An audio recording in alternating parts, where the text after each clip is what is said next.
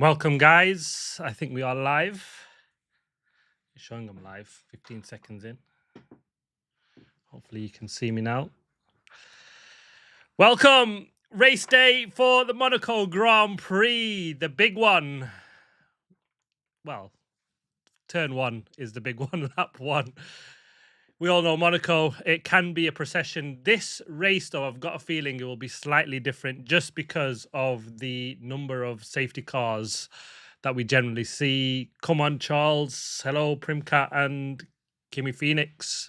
Thank you for joining along and waiting. Apologies, a couple of minutes late. Just trying to get things set up. It was a bit slower than normally, but special circuit, special track. And will we get a special race this weekend? Finally, the grid set. I mean, it should be a brilliant race. Can do that. He's put himself in the best start for a 5 in a row, which was, well, for a young man like him, is super special. News, there is the fact that Gabi Bortoletto will be doing a pit lane start at best. Liam Lawson also, not sure if he will make the grid or start the race at all. They were doing some work on the car just pre-start of the race, so we'll see what happens on that side of things. So I'm not sure exactly of Liam Lawson whether he will make the grid or not, which is a massive shame because this kid got himself into the top 10. They're just saying he's made it to the grid. Good, because that would have been a huge kick in the teeth. Let's hope he can get off the line. He's one that, was it him or Lindblad that caused the chaos in Canada where we got multiple formation laps. So yes, yeah, they have got the car ready, Kim. So that's Kimmy. Should I Kim or Kimmy? I don't know. Correct me if I'm wrong, but yes. So yeah, good news for him. He's got the car on the grid. Let's hope he can get off the start line. And it'd be it'd be a big point for him if he can get off the start line, get in, and get a point around Monaco. It's a tough one. Kimmy, Kimmy is. So yeah, it should be a good race. I just like we always say, it's going to be a procession around Monaco. For some reason, like I said a few times now, I just feel like it won't be this time around. Big race. Lewis Hamilton, he'll be looking to get himself right up at the front.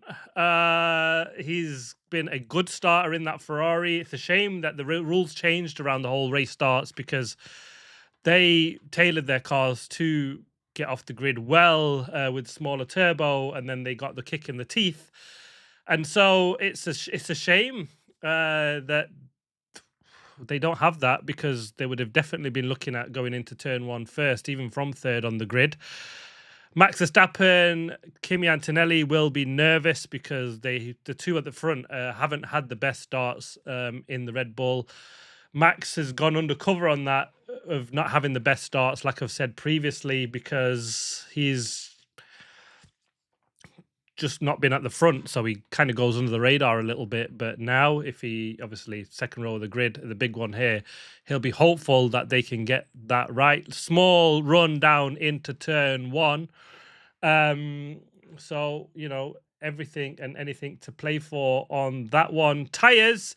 Everybody is on the medium tyre, bar Sergio Perez and Valtteri Bottas. So the two Cadillacs have gone for the soft tyres. Is that just to get away well from the start? And if you can make up positions, tyre management isn't a problem, in the sense of you can keep position while managing tyres. And just bloody hold the rest of the field up, isn't it? So something to watch out for on that. We don't have the two-stop mandatory that we seen last year, so we shouldn't see the games that we got where, we had one driver or teammate just hold the rest of the pack up so the teammate can make a gap to pit. I don't think we'll see any games like that. Also because there's the risk of VSC safety cars, so everybody will want to make up positions potentially should that happen. So something to watch out for. The formation lap is go. So yeah, we'll be off soon. On screen, we've just got the Ferrari, second Ferrari just going through screen, and then a Red Bull if you want to try to sync up to where I am on the start. Hopefully, I'm not a million miles behind you guys or ahead. But we'll try to work that out. So on screen now, we've just got the fastest pit stop come up, and obviously Monaco featured since 1950. So if you're trying to sync up with that. The cars are coming around. Kimi Antonelli coming around the final corner now. Oh, it's a big one. The big start, really, isn't it? This is where the work that you've done in qualifying, you just hope you can get off the line and you don't put it in the bin before lap one, turn one.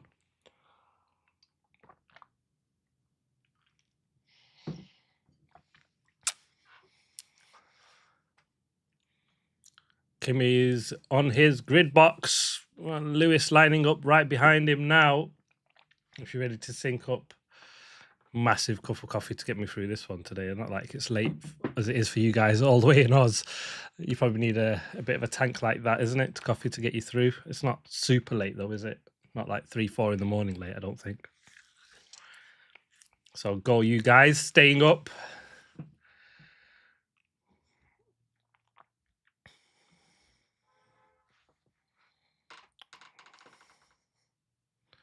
11 p.m. Oh, 11 p.m. That's not too bad. As long as you've not got school tomorrow, kids. Well, we've got the reds, green lights, revs, building. 1 light, 2, 3, 4 lights, 5. Off they go. Good start from Antonelli. Oh, Verstappen stopped on the track. It's 2 Ferraris. Antonelli away well. Hadjar in 4th place.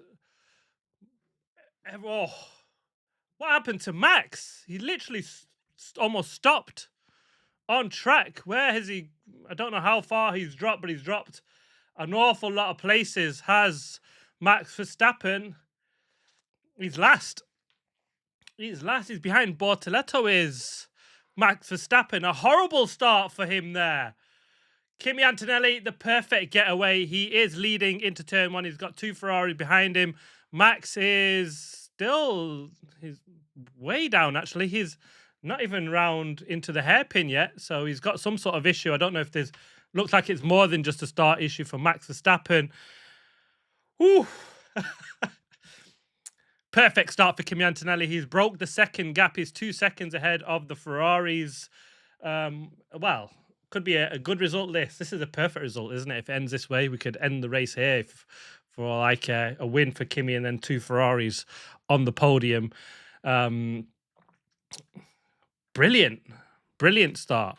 Max, what should I do? Max Verstappen, just bring it home, please, Max. Oh, is that retirement? I'm not sure what that means. Is that home? Bring it home. Oh, geez. It's always a bit sad because Max is feisty, isn't he? He gives you some action through the races. Much as I'd rather the top three win, but Ollie's pitting. Ollie Berman's in the pits. Look, front wing. They've changed the front wing on Ollie Berman, so not great for him.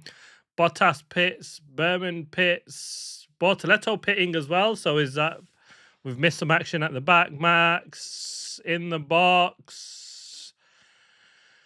Oh, DNF for Max. Oh, he didn't even get to do a turn, did he? That's a bit of a shame, really, that, because he was going to add some spice to this Grand Prix, but it's not going to happen, is it now? Real shame.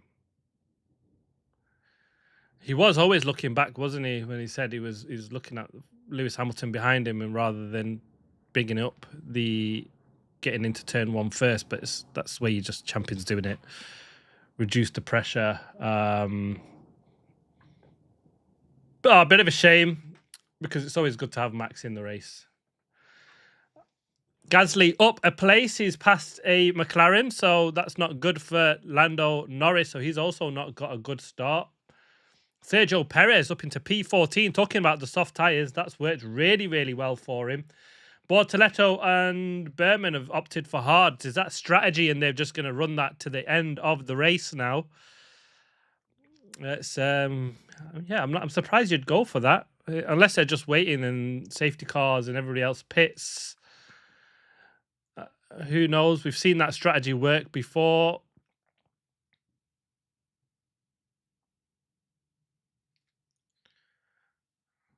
Alonso, Stroll. So Verstappen, Behrman, and Bortoleto. Russell, false start, out of position. That's going to be slam dunk, isn't it? If you're either in the position or not in position on that one. Liam Lawson doing well, yeah, up into, well, he's got away. P9. Alex Albon is the Williams in the top 10. They put themselves in that position with qualifying, didn't they? If anyone slips up, they were there to take that. So that's a good job from them.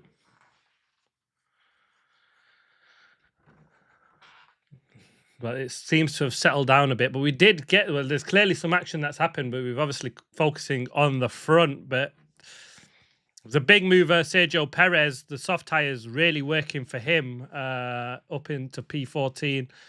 Gasly made up a place, as did Liam Lawson. Talk of Perez made an overtake on track. We very get few of them, so we want to make the most of them. Fernando Alonso pits as well. He's gone for soft tyres, it's showing on the graphic. That's a strange call, unless he's had an issue and pits for soft stuff. He was on the medium tyre, so unless he's had some sort of incident, we've got Stroll and Perez pitting also. I've missed something here. Perez was up in P14. I'm not sure why he's pit. It's lap 3 or 4, and he's already gone off the softs.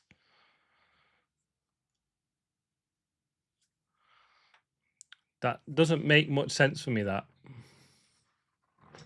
But Perez is out on the mediums. Stroll is out on the softs. I mean, the Aston Martins, they could do kind of what they like, don't they? It's been an absolute disaster for them. Oh, replay of the start. Yeah, Max got away and then just stopped, didn't he?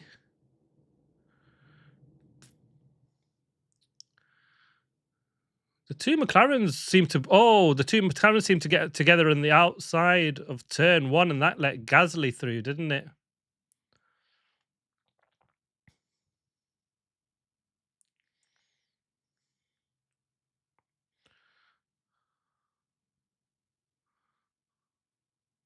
Max, yeah. Yeah, nice. Completely fucked, guys. What the fuck, man? That's Max Verstappen. George Russell, no further investigation. Got away with that one, hasn't he? That's the last thing he wants around here. Norris, Gasly said George is outside his grid box. Also, Gasly did actually get ahead of Lando Norris onto the inside. Norris went to actually go around the outside of Piastri, got pinched, and then Gasly gets the position back again. That was actually a good start from Pierre Gasly. Give it to him in the Alpine. That's a perfect for him, that.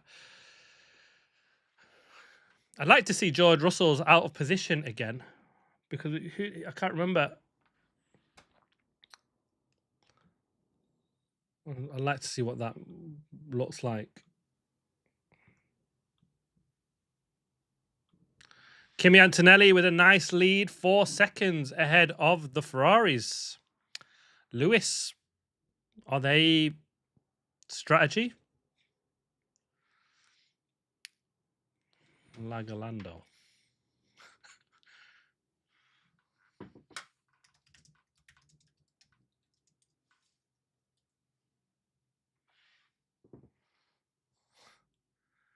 Is absolutely that there, wasn't it?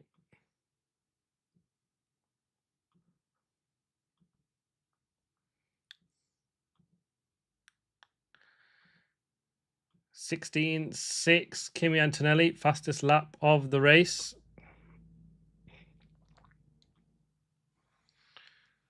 And Lewis is into the 16.7s with him, so Ferraris have got pace, but do you really want to just dirty air?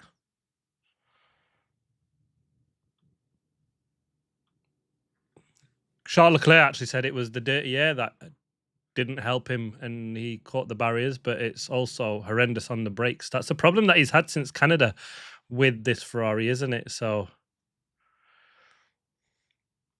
something the Ferraris need to work on. And there's also some secret problem with his car that he doesn't like, only in that Ferrari when it comes to qualifying.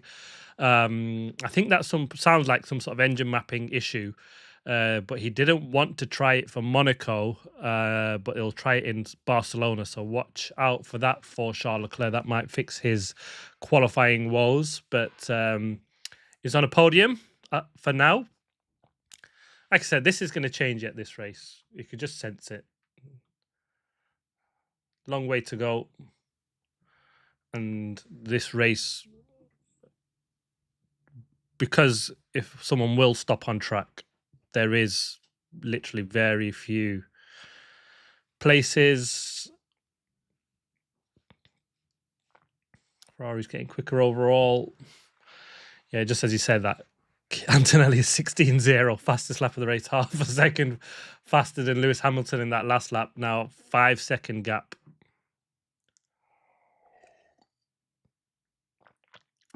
But they are getting quicker overall. Actually, the cars got better, hasn't it? Where at one point, Miami was it, which was one of the worst races. They looked like they were going backwards and they were getting pit by Mercedes. Well, they were already ahead of Mercedes, but as in pit by the McLaren and the Red Bull. But they've bounced back and looked quick in the last couple of Grand Prix. Podium for Lewis in Canada. A P2 ahead of Max Verstappen. And he's on for another podium P2, back-to-back P2s. He could nick a win yet. Drive-through penalty for someone. I'm not sure. I've missed that. Someone's got a drive-through penalty. Don't actually know who.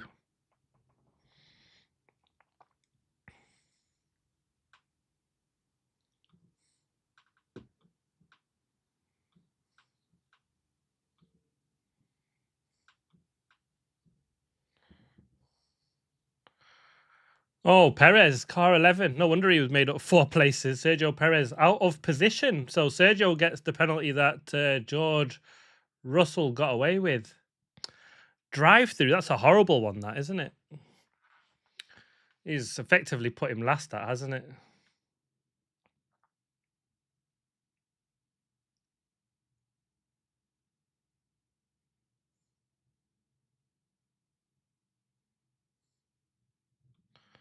It's a bit of a shame, that. Yeah, under investigation. He's got a penalty for it. Primcat. Lewis happy with his new end rate. He very is. He said he's the Italian Bono recently, which is some praise, isn't it? When you look at what him and Bono managed to achieve. And apparently this Carlos Santi is, or was meant to be, just a temp replacement.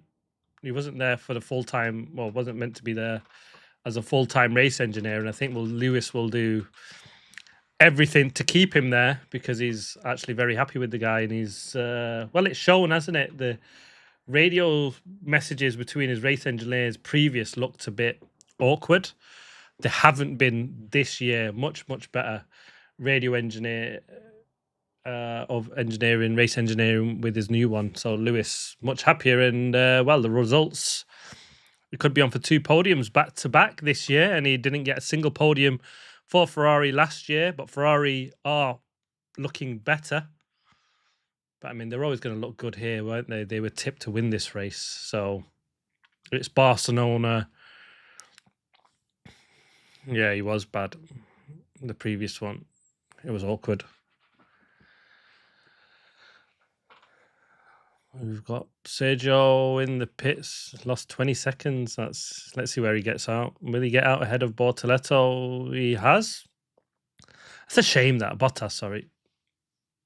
P18.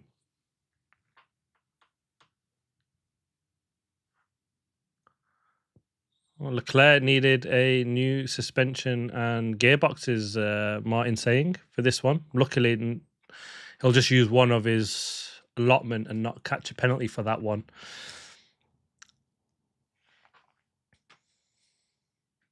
Lewis now closing. His gap now down to 4 seconds on Antonelli. Oh, Antonelli getting back markers. No wonder. Blue flags for Bottas, Behrman and Bortoletto. Gap now down to 3.8.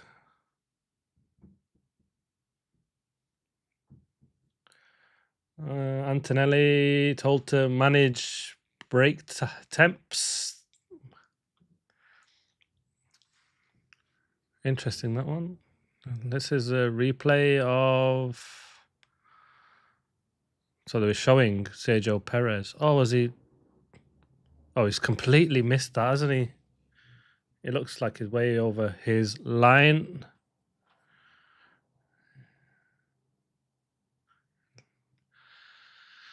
Bit of a shame, actually, that Sergio Perez, because 4 places up on the grid is a really, really good start for him.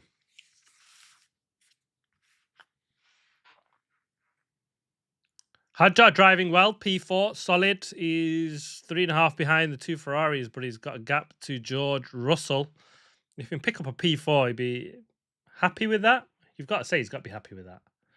That's a good result, that is, for Isaac Hadjar.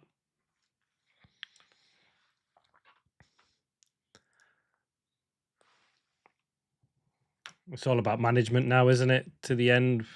Interesting choice, though, down to 15th. They've all pitted, so we've got a mixture, though, of tyres. Ocon on the hards, who's pitted. He's probably in the best position. Obviously, he's ahead of the ones that I've pitted anyway, but he's on the best tyre. That could see him to the end of the race. Then we've got the 2 Aston Martins on softs, which I don't understand that one because they both started on the mediums.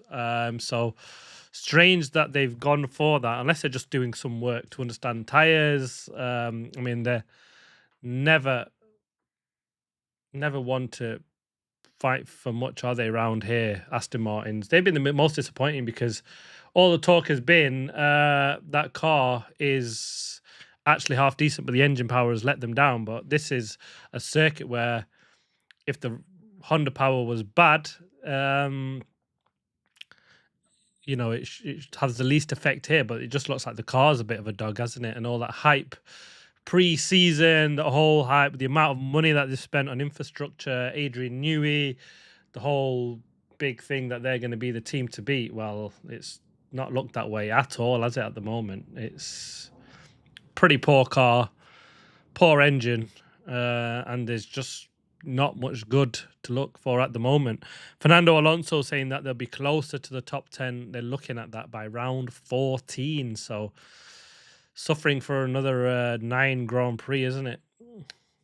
8 or 9 Grand Prix for them to just carry on suffering around, which is a bit of a shame, really, for Fernando Alonso. He's gone there where you think him and Adrian, the money that they spent, they'd be looking closer up, but this is beyond embarrassing, isn't it? It's an absolute disaster.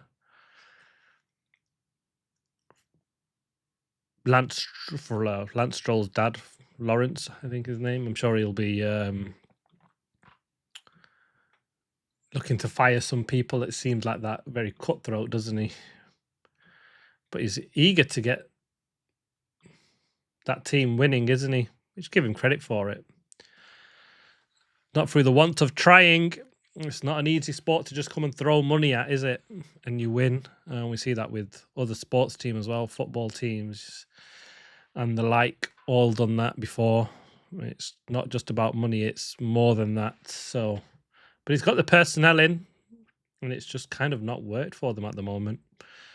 I think they'll be a bit disappointed, a bit like the Williams, I think, where Williams have given really big hype and they've been really disappointing this season.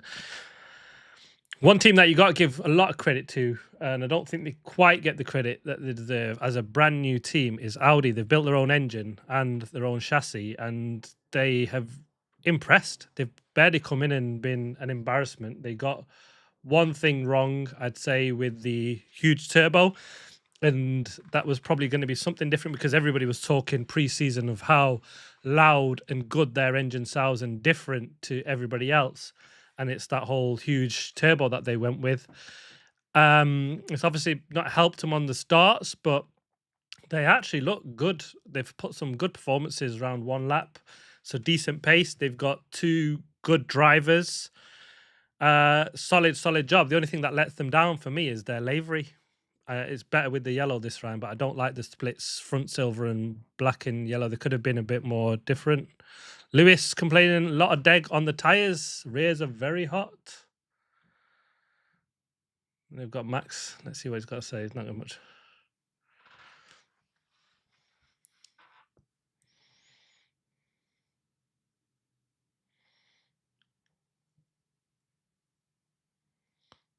Max, where the issue formational wasn't going very well. Restart was terrible. No consistency. And then the engine dropped dead.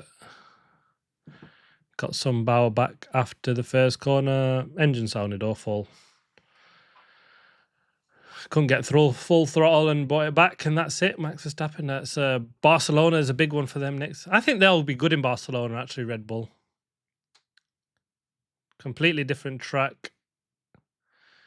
That is going to be the test, isn't it, for every engineer? That is the circuit that they used to pound round year after year, time after time. Just Alex Albon runs on, and he's dropped back just to show he's not gaining advantage out the chicane there for Alex Albon in P10. He don't want to be doing too many of them, but he's got a comfortable back gap to Carlos Sainz. Lewis getting closer, despite saying the problem with the tyres, 3-second gap. Obviously, there was talk of him closing because of back markers, but he's managed to keep that gap. So he's obviously done a good job through the back markers. Hadjar, front left graining. He won't be out for much longer, I think. Yeah. They've just told George to manage his tyres. That's even Lewis complaining of graining, actually, so it seems like the temperatures and following around here is harder, isn't it? But Hadjar's got a clear gap in front of him. No front, nothing from Isaac Hadjar. I mean, to be fair, you're not racing the guys ahead of you. You just keep track position and just stay ahead, isn't it? But big gaps again, kind of like what we're seeing in Canada, isn't it? That we're getting groups of cars and then huge gaps. So we've got the three together of Antonelli, Hamilton, Leclerc, and then 9 seconds to Isaac Hadjar, Russell right behind him. But then Oscar Piastri and the McLaren's nowhere. 9 seconds behind George Russell. So they've not even got race pace, the McLarens. Gasly's 5 seconds behind Oscar Piastri. He's probably just needs to manage and keep that. Lando Norris all over the back of Pierre Gasly. But then a gap, 6 seconds back is Liam Lawson, and then Alex Albon close with Sainz and Colapinto, who are all, well, Lindblad, them 3 or 4 pack are pretty close, aren't they, to P9. And then there's a gap to Nick Hulkenberg, 6 seconds back. And then there's a splits of 6 seconds back is Ocon. And then 17 seconds back is Fernando Alonso. And then Alonso is already a lap down. It's strange, actually, because we've seen the cars seem to be really close for the first few Grand Prix. But now we're getting into race. I mean, apart from the Aston Martins and the Cadillacs early doors who were getting lapped numerous times, you need to cool the car and box this lap. Bottas, that's Well, that's another DNF. They've been disappointing, haven't they, Cadillac? There's as well, because they are a new team, but as are Audi, and Audi have shown you what you can do.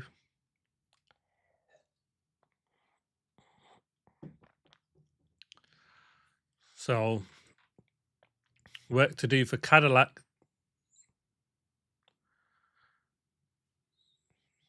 George saying he's got a second in his pocket if he had clear air. So, are they going to try and undercut on Isaac Hadjar? But this is one-step race territory, really. You think Ocon and Hulkenberg, who are going for to the end of the race in the hards after 2 laps, they're going to be really struggling at the end, aren't they? They're going to be mobile chicanes through the rest of this race if they carry on that way. Antonelli is building up a gap now, isn't he? Back second to Antonelli.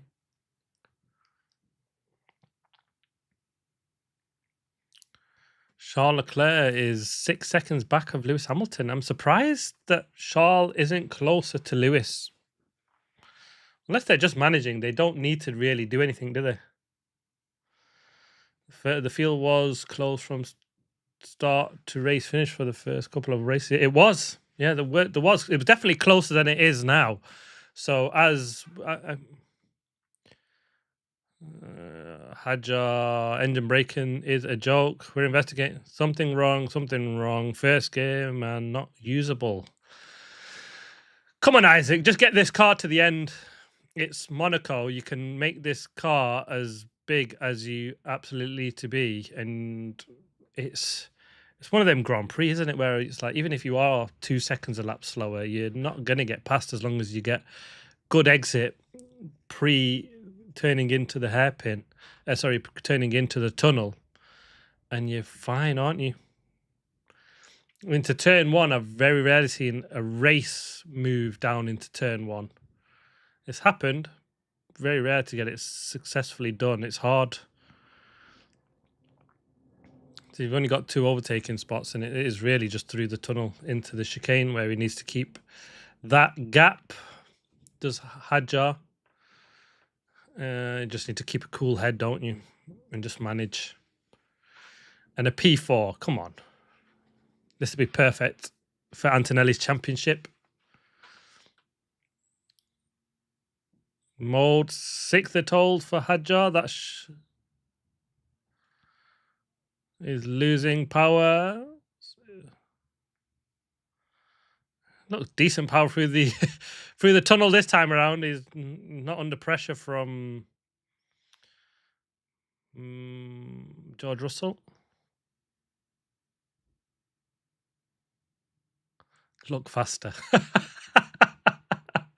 Yeah, look faster, guys. What are you doing? Do you not know there's a race going on? As if they're just going to be sat there saying, yeah, we'll take our time, Isaac. We'll let you know at the end of the race. I mean, it must be painful to drive that. Interesting elements on the rear wings, if you've not noticed them or spotted them. New for this Grand Prix, and probably only for this Grand Prix, because the wings opening and active aero is banned, isn't it, for Monaco? Hadjar, something's going to explode. The engine is not healthy right now. Oh, he's been told they can see the issue, and there is a fix. The paces. Hadjar's doing 18.8s and Leclerc's doing a 16.8. So, I mean, in the 17s, it's about 2 seconds a lap slow. But it doesn't matter. You were never going to be podium contender, Isaac Hadjar, unfortunately, this race. But a P4 is perfect. So, lock up into the chicane. Russell can be there all he likes. You're not going to pass him now, are you? It's very hard. It's single file through the swimming pool into Rascasse, out the final corner. And you've got to do a big move into turn 1. Come on, Isaac. Keeping the race interesting, isn't he? They're definitely keeping the race interested, is Isaac Hadjar.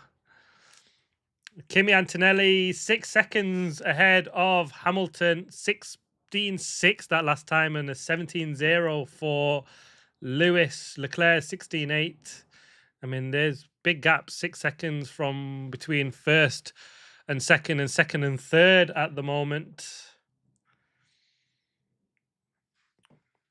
But yeah, talking about the gaps between the fields, it's strange because we've got a massive gap from sort of the Racing Bulls. It's the Audi of Nico Hulkenberg, who's last of Tier 2 racing at the moment. And then you've got Tier 3, who it's almost like Tier 3 and then 4, because you've got the Haas of Ocon, again, who is a country mile behind everybody ahead of him. And then he's got the Aston Martins, who are a country mile behind him. And then obviously you've just got people that are struggling, aren't they, to make it round in terms of Perez in the Cadillac. He's done 2 stops, to be fair to him. He was actually racing well. No fix for now for Isaac Hadjar, just head down. He's now doing 19.4s on that last lap. And 17s or 16.3 for Kimi Antonelli. I mean, forget what his pace is. He's on something else, isn't he, at the moment? But Kimi is ruining George Russell's race. He's 33 seconds behind the leader. So even if there was a VSC or something strange was to happen, Kimi's got enough of a gap to come out ahead of his teammate. But he's looking ahead of him, really, isn't he? Kimi Antonelli, it's all about... He thinks his car will explode. I think he's probably thinking his engine's going to explode. He was saying it was a strange noise from the engine. But he's also having issues getting into first gear. So it's more than one issue. Might be a hydraulic sort of issue, that, isn't it? But he's also got brake temperatures to manage. So, yeah, a bit of a handful, that Red Bull at the moment. But this is the circuit where you want your car to be, if it's going to happen here, and you can just manage it without losing position to the end of the race, as long as you're quick in 2 places. If you're Mercedes, do you go for the undercut?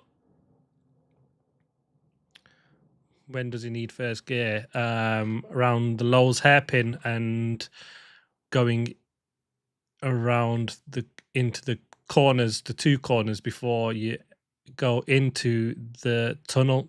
Charles Leclerc. This is one circuit where you do use first gear more than you think you would, especially if you watch pre-race. You talk about Kimi actually into first gear, but then up to second and then into first, especially in and around the Lowe's hairpin area. And it was tricky there, he was saying, because of gear management, of having to, if you hit the limit on first, then you have to go quickly up to second and then down back into first for the corner before the tunnel. I should actually know what that corner's called, the corner before the tunnel. But that's the area really where you use first gear around this circuit, and then probably out of the chicane. So a couple of places you use first gear around this circuit, not loads. But one of the few circuits you probably use it more than anywhere else, because otherwise it's just out of a chicane or out of a hairpin. Is in Canada.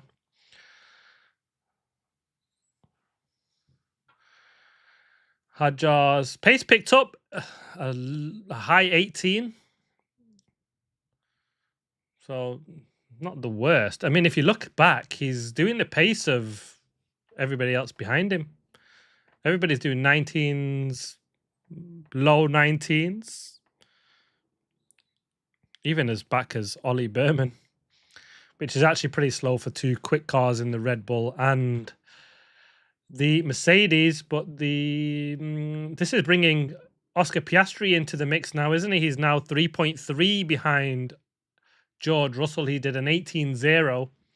So they're the 2 gainers really here, aren't they? 3. Piastri, Gasly and Norris. It's going to be hard, isn't it?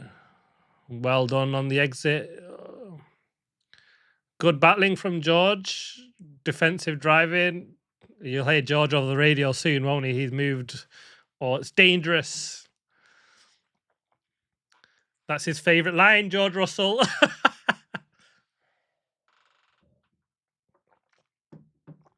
Antonelli, 10 seconds ahead of Lewis Hamilton. The kid is flying.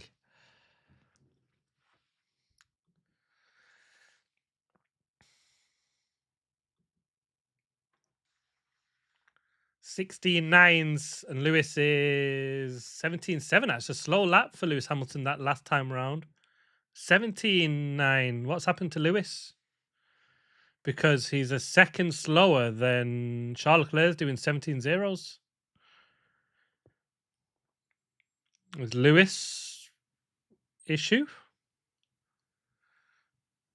He's a second. He's losing 0.4 to Charles Leclerc in the first sector. Lewis Hamilton. Gap to Charles now 3.5. It was 6 seconds. So is Lewis. I mean, he was complaining about the rear tires and the deck. I mean, Lewis Hamilton, second place, looking under threat at the moment. He's now dropped another second to Charles Leclerc in this lap. Leclerc now 3 seconds. He's gained half a second. A 37.0 in the middle sector, 0.6 slower than Antonelli and 0.7 slower than Charles Leclerc. Lewis Hamilton. We're missing that, aren't we, where we're watching the Hadjar and Russell battle. But it's going under the radar, so something to watch out for.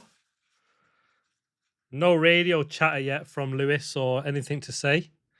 Unless it is just working through that tyre. But now, yeah, look, 2.7 now, Charles Leclerc behind Lewis Hamilton. So we'll see the two Ferrari boys getting closer together now. But they've got a comfortable gap, 28-second gap.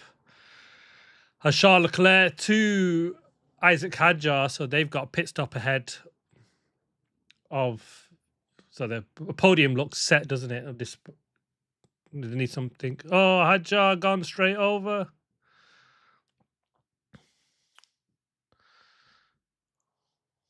He didn't really gain an advantage there, I guess. He wasn't exactly... George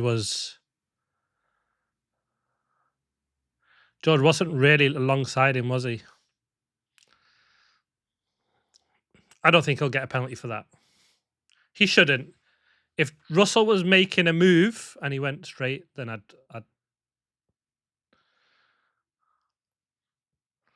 can't keep on track. Needs to give the position up, says Russell. He's got no tyres. You're not going to have for that, are you? I can imagine calling for it. I'd call it if I was George Russell as well. Hamo doesn't like his tyres anymore. No pits. First of the front runners to pit.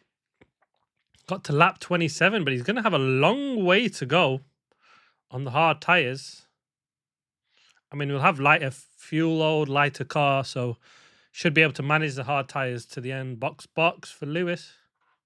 I mean, he was losing. Look, nearly a second a lap for the last 4 laps to Charles Leclerc.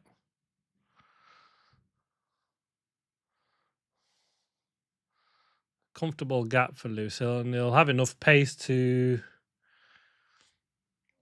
make sure he doesn't lose too much time or track position to Charles Leclerc. Clean track, though, for Lewis. The battle really is between the three Ferraris. Charles now, he needs to pump in the laps and go for the kill now, isn't he, if you want to try and get past Lewis Hamilton. It's a straight fight between the two Ferrari boys. It always has been, and it's what you absolutely love about them. Nah, Isaac Hadjar replay. Let me know on that one. Do you think you need to give that back? I'd say no if I was a steward. I just don't see it.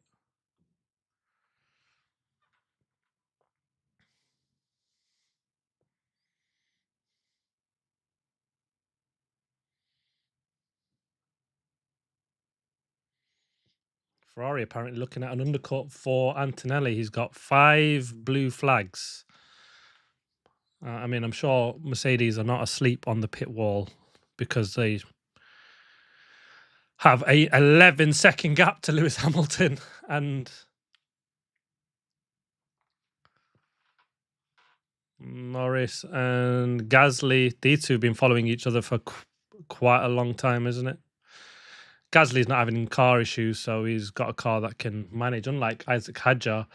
Actually surprised. I think the problem with Russell is that he hasn't got a gap to pit and come out. If he pits, he'll come out even behind potentially Liam Lawson. So he's going to lose track position to two McLarens and an Alpine. So I think it's a bit of box to retire the car. Ollie Berman.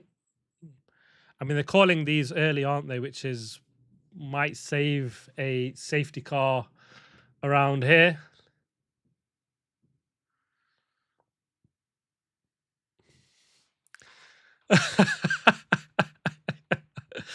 Yeah, imagine that cat fight in the paddock.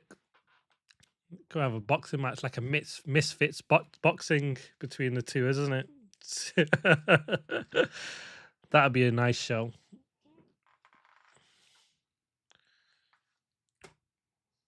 Charles Leclerc's missus looks pretty classy, though. I don't think she's into that sort of thing, doesn't she? Not sure I can say the same about Lewis's partner, friend, whatever he wants to call her at the moment. But each to their own. Not a PG show, no. I'm sure some billionaire in Monaco can fund the pair of them getting the gloves on for that.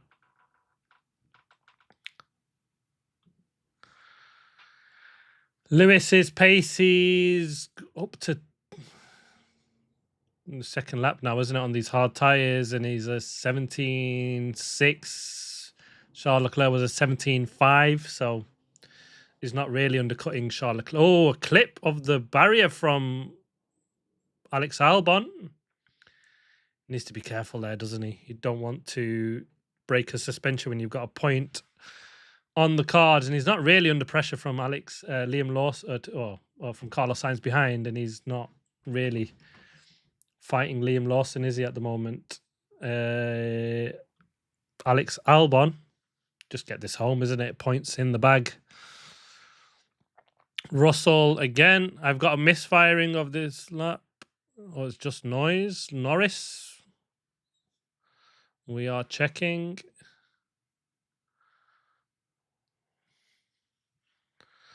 Russell box. Is this the... Yeah, he goes for the pits. Oh, this he should get ahead of Isaac Hadjar.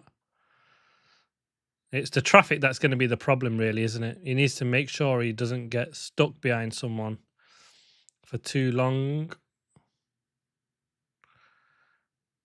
Norris, Gasly carry on. Lewis has pitted pretty early, actually, hasn't he, for the two guys ahead of him? But I guess he's sort of saying, I'll suffer the tyre graining and keep Leclerc behind, which is... It's easy to do, isn't it, around here?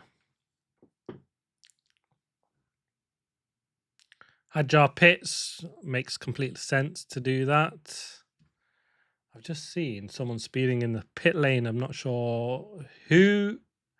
That's a slam dunk penalty for whoever that is. Colapinto. Did he get close to the wall? Give it a little tap. 0 centimeters to the wall. As long as he wasn't in it, you'll take it. Zach Brown.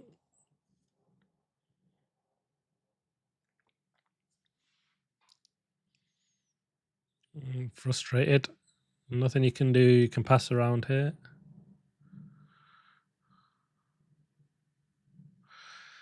Cycling through for a safety car is McLaren. Makes complete sense. He's like coming out. George has got the move done.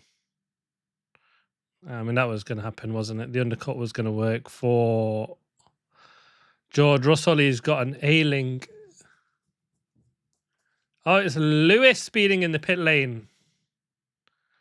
I did see it where it was. It's a 5-second penalty, that. And that is going to put his P2 under threat.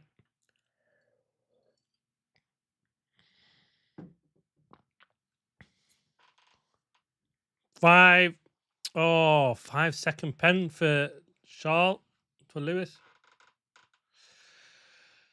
Oh, that puts his P2 under threat, doesn't it? 5-second penalty for Lewis, and he's actually. Oh, that's good. I mean, the problem is that Charles will now have fresher tyres. He won't have fresher tyres than Charles Leclerc. Charles will have fresher tyres, and he just needs to. I mean, just pray there isn't a safety car for him, because he could be off the podium with that one. That would be a real kicking on the teeth.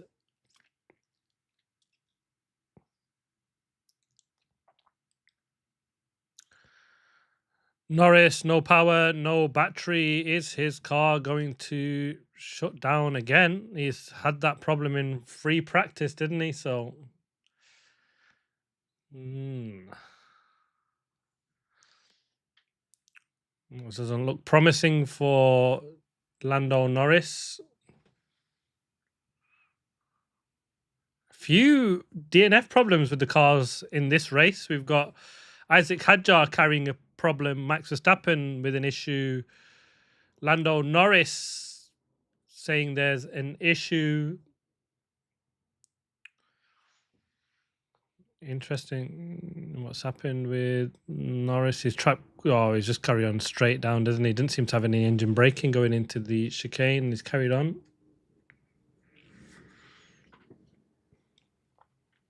Are they just going to let him race around and see how long he can hang about?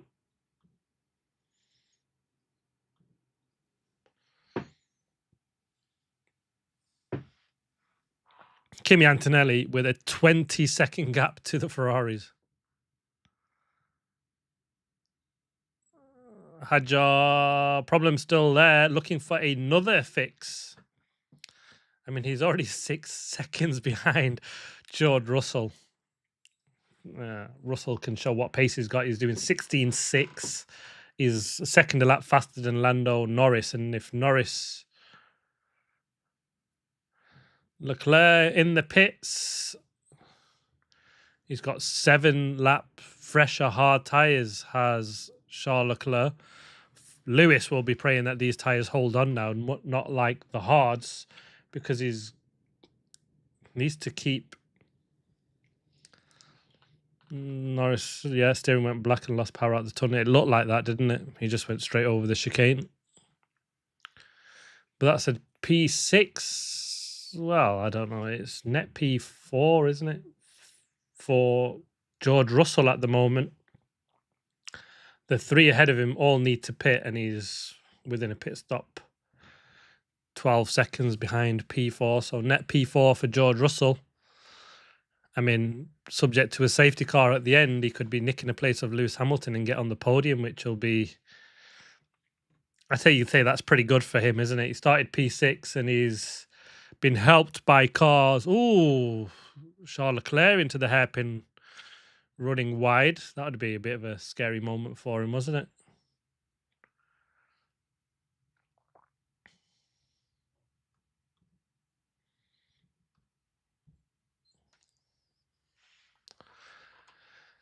Lewis now 13 seconds. Russell speeding in the pit lane.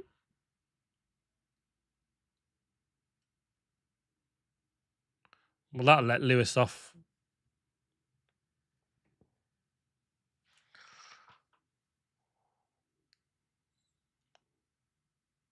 Let's see what happens with George. That would be... that'll let Lewis off the hook, potentially. Obviously, as I say, unless they don't have a safety car finish. They're normally pretty quick with these investigations, where they were with Lewis's. I mean, it was even half a lap, was it? So it's pretty clear if he's going to be getting a penalty.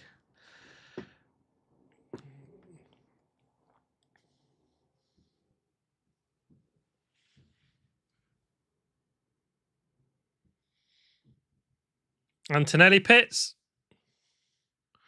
He just needs to make sure he doesn't speed in the pit lane. I mean, he's got a huge gap. Everything can change. Quick stop. He pits a lap later than Charles Leclerc. Makes sense now. Get it out of the way. Don't risk anything. And you can make it to the end comfortably on these hard tyres with whatever happens now. You just need to get to the end. Just needs to keep it on track. He doesn't have to pit again. He's ahead of everybody. Just no penalties now for Antonelli, and just, yeah, needs a reliable car now, doesn't he, for 40 laps? Not far past half race distance. This is half race distance. One more lap and we were not even halfway through the race yet. But the Mercedes managing 5-second penalty for George Russell. Well, that puts his podium threat to Lewis Hamilton to bed, doesn't it? So it's a P4 at best for George Russell. That's his place sewn up. That's a bit of a shame. I mean, he's got plenty of time on Oscar. The McLarens didn't look particularly fast, do they, at the moment? Oscar, I mean, are they looking, Oscar and Gasly, are they looking for a safety car VSC pit now? Do you just do that? The problem is that George isn't miles behind, is he? You're not going to make enough of a difference now to come out ahead of him, because there's only 9 seconds Oscar to Russell, and he's the only one that might gain out of that, because it's touch and go between him getting out and the gap, the time he'll save under a safety car stop.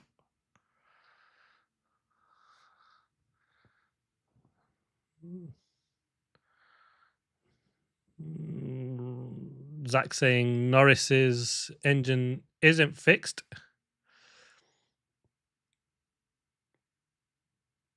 Power unit related issue.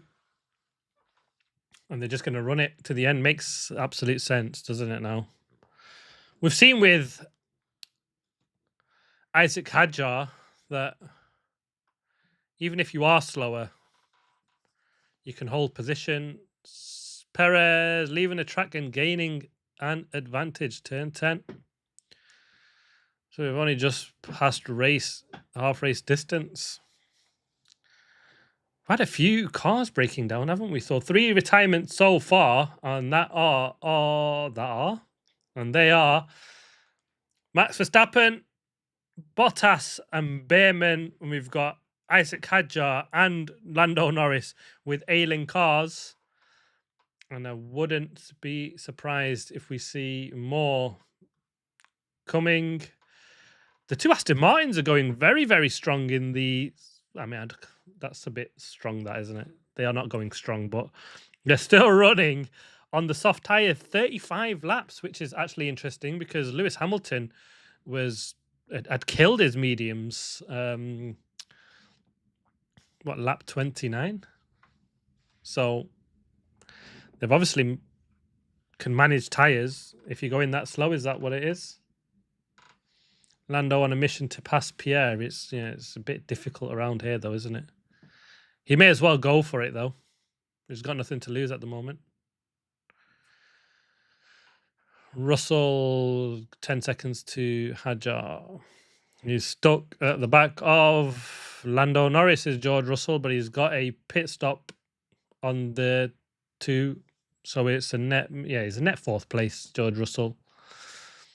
Norris could do his teammate a favour here, and actually, if he wants to play the team game, he should really hold George Russell up and give a pit stop gap to Oscar Piastri.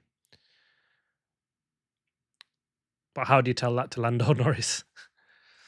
If he's that right, you may as well. If that was me, that's the call I'd make. That's a chance for, yeah, Oscar to pit and get a P4 ahead of a Mercedes. So Colapinto investigated for speeding in the pit lane as well. It's a slower pit stop this time, isn't it? 60 kilometers rather than 80. So maybe that's what's catching them out. That's 3 drivers. Perez investigations disappeared. But would you make the call? Let me know. Would you make the call if you were Zach Brown for Norris to hold up George Russell and give Oscar Piastri a pit stop advantage? Or the speed sensors. Yeah, could be that.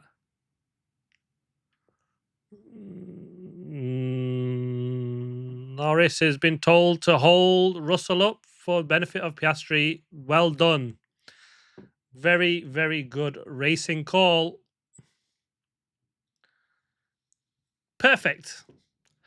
That is how you use team orders when you've got a car that's not going anywhere, and team play. You've got to do it. Makes no sense. You're getting yourself. I'd love that. That's perfect. Russell on fresher tyres, but he's now against the car. I mean, the car is ailing ahead of him, and he's going to be a difficult one for George Russell, isn't it, this weekend? Because he's had very, very fast car. There we go, team radio. We want to do the holding race strategy on Russell. We want to build up the seconds over the next couple of laps.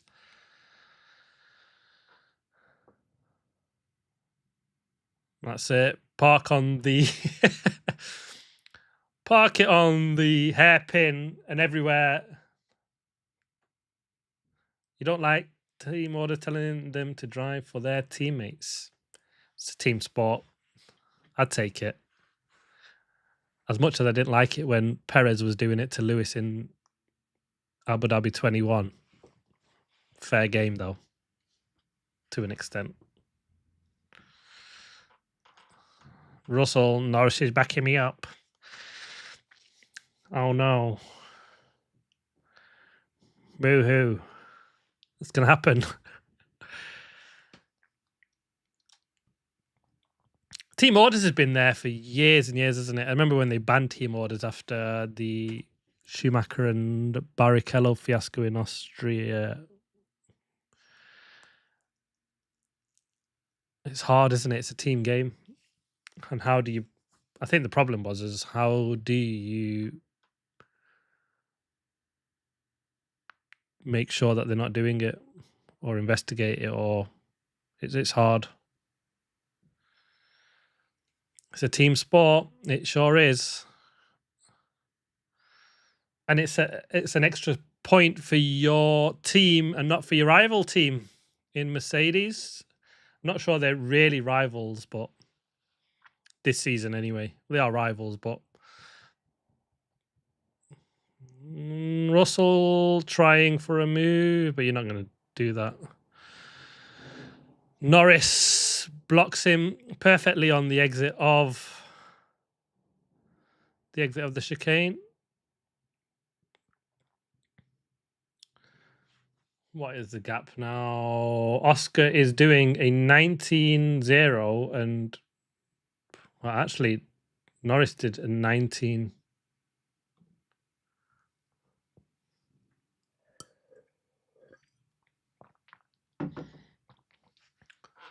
Russell crossing the line at pit exit. Oh, this is getting worse for George, isn't it? I'm looking at the lap times though, and Oscar's doing 19.0s. Norris did a 19.2, and Russell did a 19. What's going on here?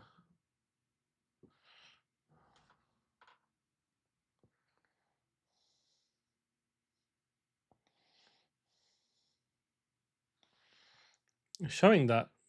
Oh, Norris stopped in the tunnel. He's let Has he let Russell through?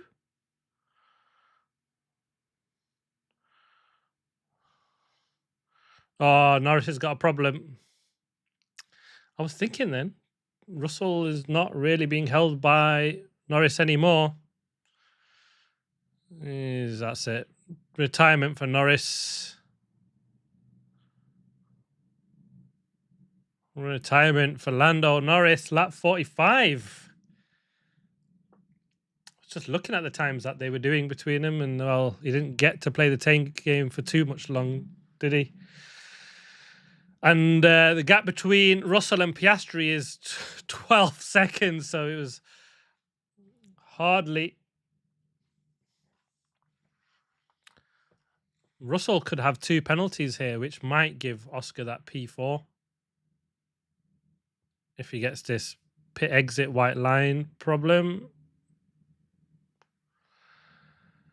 Lewis gap to Charles is 9 seconds. Charles in that last lap, or just 2/10. I thought it was a 16. Antonelli, 18-second gap. He just needs to manage this to the end of the race now. Lewis needs to keep a 5 seconds gap to Charles Leclerc. I think that's going to be the difficult one for Lewis. Charles doesn't even need to overtake him, does he? Just needs to sit on his gearbox, and not even on his gearbox. Swap positions with Sainz. Albon. Alex on softs, as is Liam Lawson. I mean, they have gone 44 laps, so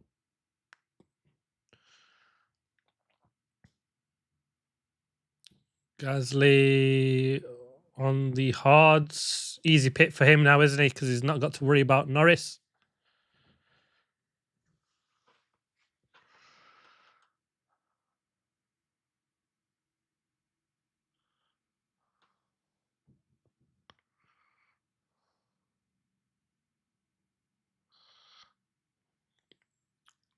Albon told to let Sainz past. Ooh, who is he trying to hold up? Sainz. That is under pressure from. He's ahead of Lindblad. Is that to get Sainz ahead of Hulkenberg? Yeah. Makes sense. He's not. Yeah, he's 13, 14 seconds behind. Lawson was Alex Albon. So P8, he's not getting P8, is he, Alex Albon? And so he might as well get his teammate a P10. And he's on fresh tyres and fresh softs. So he may as well do what McLaren and Norris couldn't do, is it? We had DNF for Norris. Something's wrong. No battery. Battery problem again for Lando Norris in the McLaren.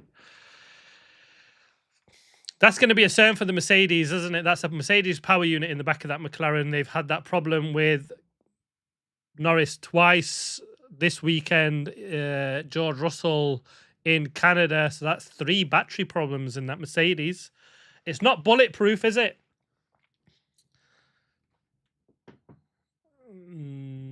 Carlos, this Albon's showing you how to hold everybody up, isn't it? The gap from Albon to Sainz, 5 seconds. Norris was holding up George Russell apparently, but it didn't seem to have black and white flag for Stroll track limits. Mate, how is he not keeping the car on track?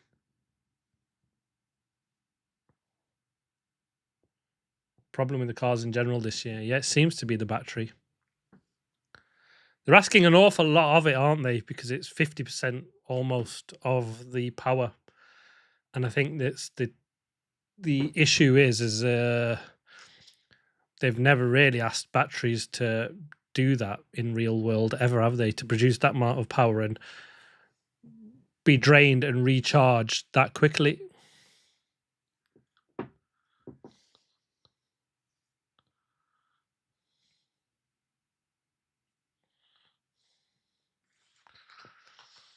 Albon not happy with this call. He's saying you're risking my position. Yeah, potentially.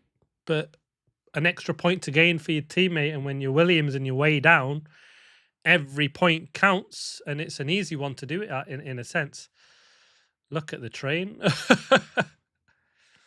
If your Nico Hulkenberg is the one that's getting real, is Lamblad and move around the outside. Oh, Hulkenberg. What happened to Alex there? He's caught out there, hasn't he? I mean, position was at risk, and it's been replaced by Limblad. Limblad is fighting Carlos Sainz, but they both need to pit, so not the worst person to let past you for your Alex Albon. That's what he was talking about, Alex, wasn't he? He's been caught out there. That is strange. Unless it was a mistake for Alex out of that final corner. You don't really see that happen. He's got fresher tyres. Oh, he's locked up and ran wide. Oh, he had to show he's not got a lasting advantage. Has he let him pass to avoid a penalty? But the real person that he needs to keep back is Nico Hulkenberg, because he's the man that Carlos is fighting for this final point, because he's pitted. Sainz and Lindblad both have to pit, so as long as he stays within a pit stop gap of Lindblad, Albon, he's still got his points.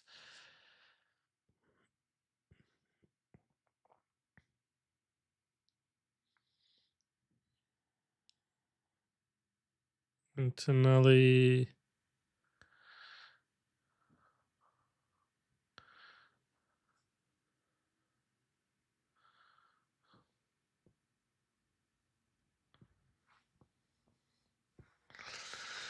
Antonelli being told about safety car risks, and he's just said, I don't think we need to pit at all, even if there is one.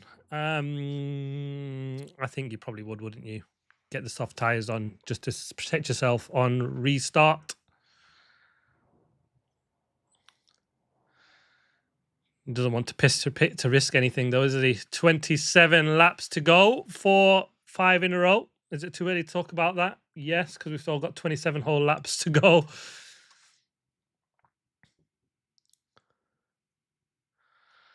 Leclerc now within the 5-second gap. That's all. He just needs to stay there, doesn't he, now, Charles Leclerc? And that will get Charles a P2. That's a kick in the teeth for Lewis Hamilton, because 2 P2s back-to-back and one here in Monaco would have been really, really good. P3, I don't think he'll argue at that, but that's just a mistake that he's... Yeah. I'm not sure what's come of this Russell pit lane exit. Car 10, Gasly speeding in the pits as well. Might be a kaput. Speed gun. That's 4 drivers now, isn't it? Colapinto 3. Yeah, that will be number 4. Alex Albon is doing the job at the moment. He needs to... The problem is we can't see. He's got 10, 13... 15-second gap now from Sainz to Nico Hulkenberg, and he's holding on up pretty well, isn't he? 2 seconds a lap.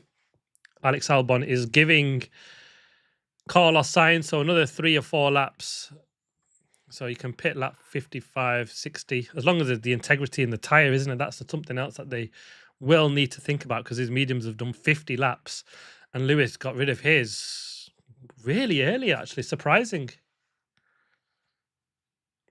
So apparently genuine overtake. Is that Kimi Antonelli coming up at the back of... Yes, he's 2 laps on Nico Hulkenberg, and he's right at the back of Alex Albon. I was just looking there. Where's this Mercedes come from? Just like George Russell. 5-second penalty for Pierre Gasly. And this is 2 Mercedes. Jeez, is this Antonelli going to lap George Russell? That's not how you want the Monaco Grand Prix to go, is it?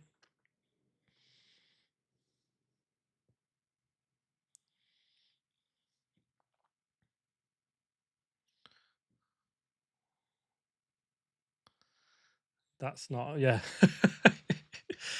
That's not how you want Monaco Grand Prix to go, is it? You get him lapped by your teammate, young teammate who was last here last year, and Antonelli going to pass George Russell.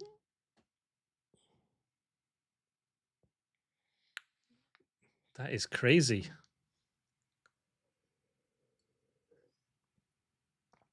George will be happy not. Yeah. He looked really clueless, didn't he? He looked really down. I actually felt a bit sorry for George Russell. I don't really feel sorry for him much at all. There's something about him that I just don't quite like. And I actually felt sorry for him after qualifying because he was actually lost of what's happened with him and this car. He was P1, P2 easy, and now he can't drive this car. The King of England, George. Or so he thinks. The way he struts around, I think that's what it is. Track limits, under investigation, Stroll. He had a black and white flag, so that's a penalty incoming. Carlos Sainz pitting. Alex Albon will be happy about that because he means he can just get on with his race. It looks touch and go, though. There's 15, 20 seconds. They're coming through the swimming pool. Just it's going to be touch and go, isn't it? Alex, he's coming down the pit. 5-second penalty. It's not done enough. It's going to be touch and go. Oh, he's held him up on the... Well done, Alex. Bloody hell, that was tight between the two Williams. Brave. Alex did a job for him there, hasn't he? Now they need to build a gap, don't they, and switch positions. Carlos on... what tyres has he picked? Softs as well.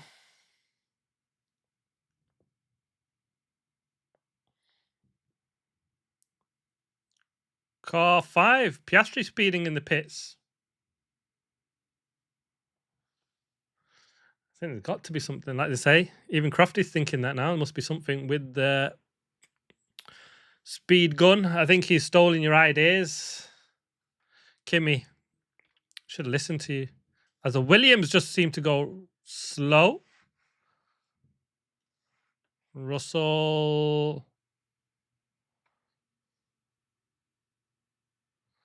Oh, it's very fine, hasn't he? He's touched that white line. Is it over?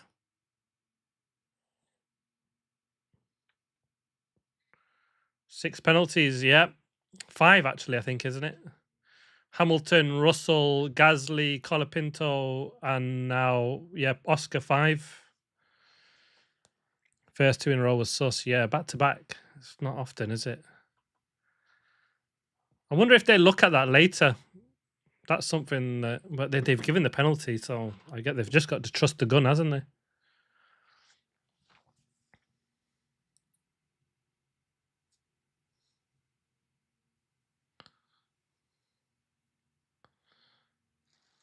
Warned as well.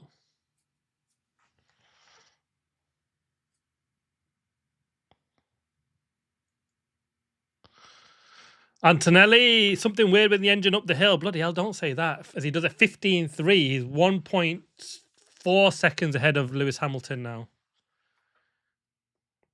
Just put the fastest lap of the lap.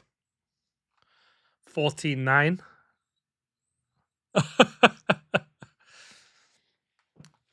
Don't say that. You give us scares. Kimi Antonelli. We've got...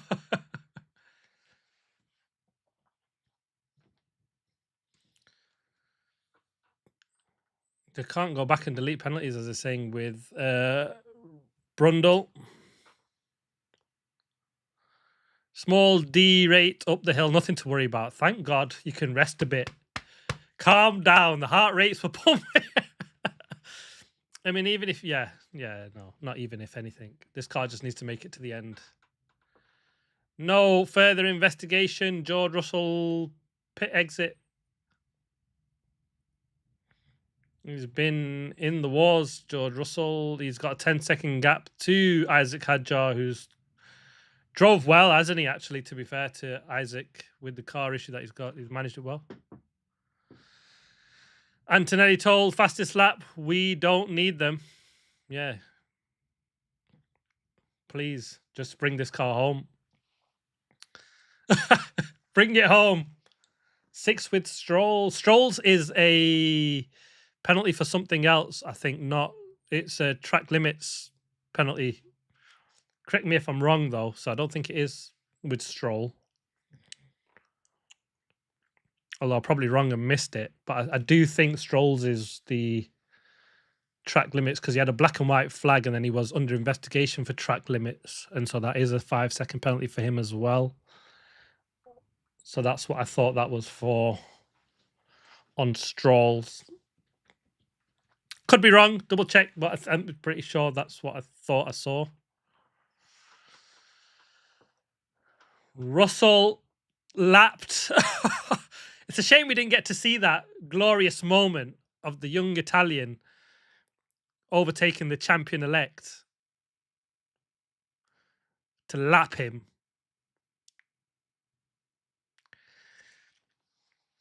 Can we show that again? 3 cars, only 3 cars are on the lead lap. And I don't think they're under any threat of getting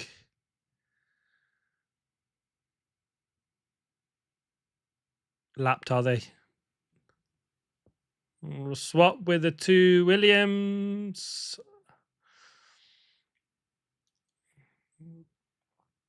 But that's, yeah, because Lindblad needs to pit and he's only 4 seconds ahead of Albon.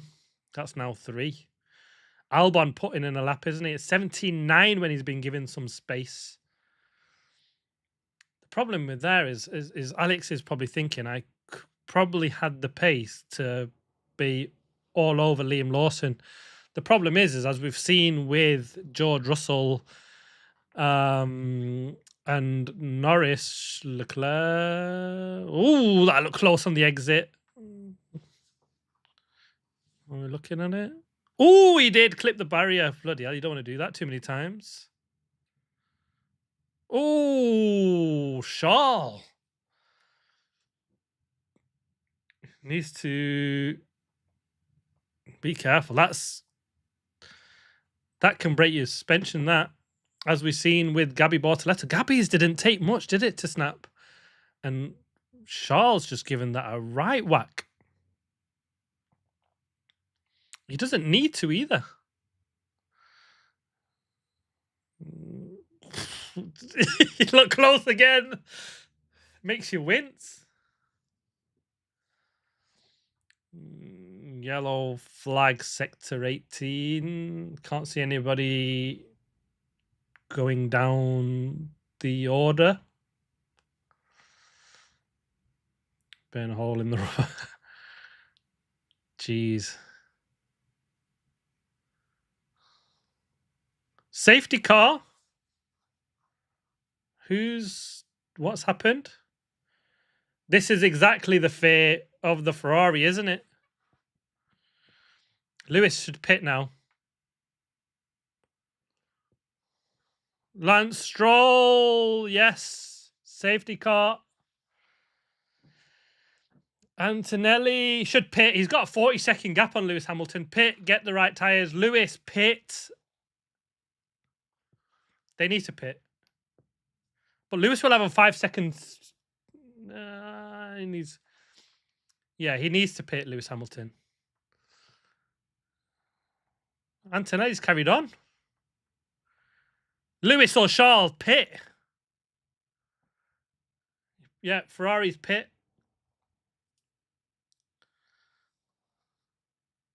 Leclerc pits as well. Oh, that will give Lewis position. He'll have his 5-second penalty, and that's granted Lewis Hamilton second place. Leclerc won't be happy with that.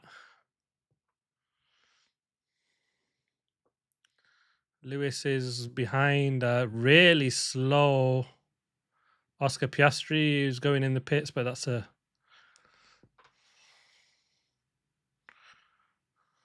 Lewis needs to make sure he doesn't get caught speeding, doesn't he? 5-second penalty. Don't touch the car, anybody. Don't do anything stupid, Lewis.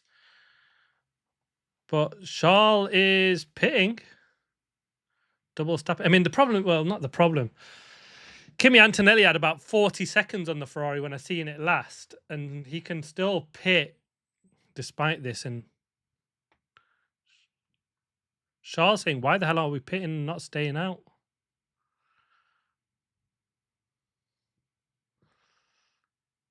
No, but Charles, why did they pit Charles? Antonelli pits, Russell pits, makes sense.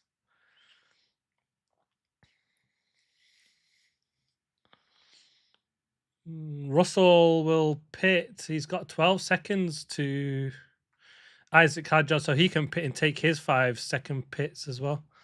All cars through the pit lane, and that's just stop them. Antonelli caught the safety car. He's coming in the pits. Antonelli pits. Makes sense. And Russell, oh, problem with the rate. And it's fine. He had such a gap, didn't he? Russell is slow getting away. He's fine for a penalty on the Racing Bulls. He's out comfortably ahead. Isaac Hadjar, everybody's pitting now, but whether they stop for tyres or not, he's gone for hards.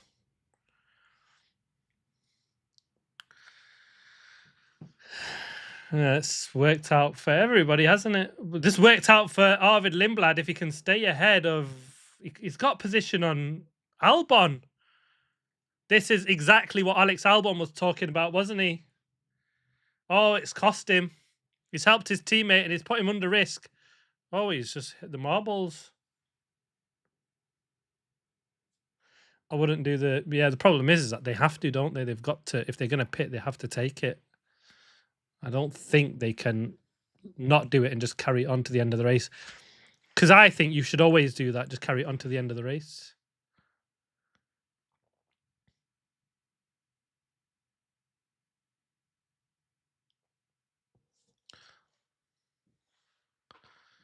Antonelli just missed the pit entrance. I'm going to call him to go in.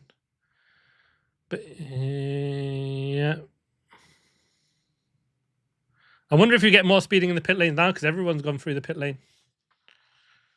And we will know then it's a sensor issue and then everybody's taken a penalty and got screwed. Well, they haven't got screwed, really. The team should appeal the fines. I don't know if they'd get a monetary fine, though.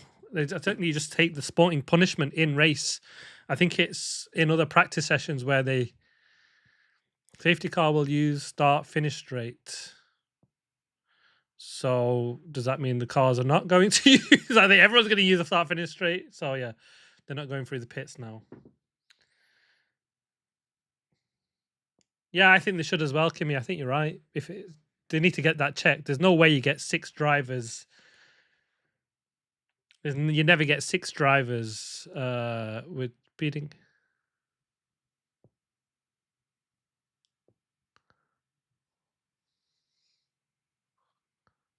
Charles Leclerc not very happy. Well, it was a net second place for Charles Leclerc, so I can understand him not being happy. He's called him under the pits right behind Lewis Hamilton, and he's lost second place. Lewis has got his second place back, and he's not going to cry about that. I think Alex Albon will need some consoling, actually, hasn't it? This is exactly what he was talking about. He's put himself he's put himself at risk for his teammate, and actually Arvid Lindblad stole his position, so he's now not getting 2 points, he's getting 1. Is Alex Albon, because it's worked out perfectly for him. Lindblad's pit, although he's gone for the mediums, but it doesn't matter, does it? It's enough. Bernie's saying you have to serve the penalty.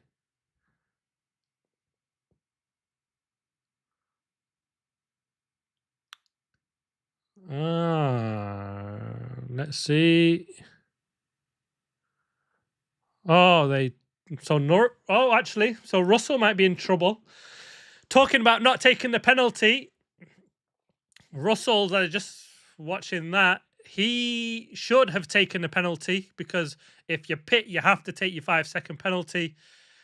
They didn't take that 5-second penalty, so his 5-second penalty will carry over, and that is going to be a massive kick in the teeth. I'm just watching. Hadjar is ahead of Russell. How's that happened? Have I missed something? Have they taken that pit the next time the cars came through this? We might be missing something here. Maybe not get too carried away on that, but Russell's 5-second penalty might carry on because he's not taking it properly. Because he should have taken it the first time he pit. But if he took it when the safety car came in, this is where everybody might unlap themselves, and everybody bar the top 3 go around. This is hilarious, isn't it? Unlap yourself. The whole field unlaps themselves, bar 3 cars. You don't see this very often, does it?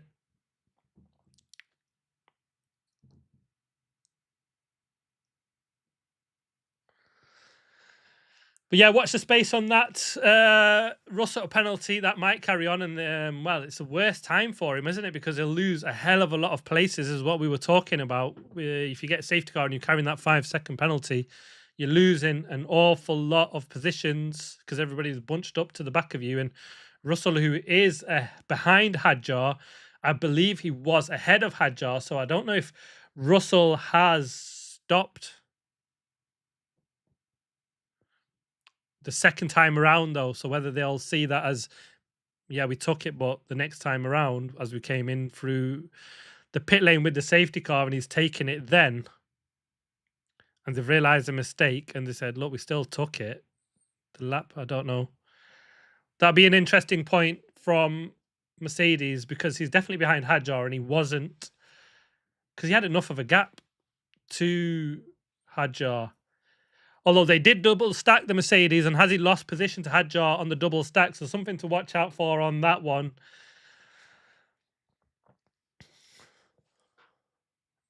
Antonelli's.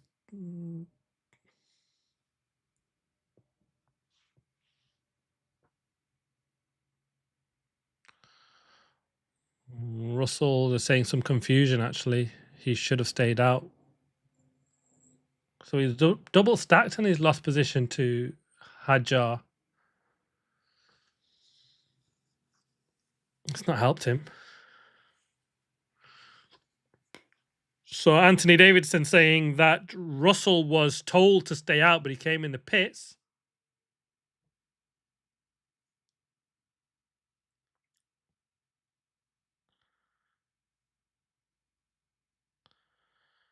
Russell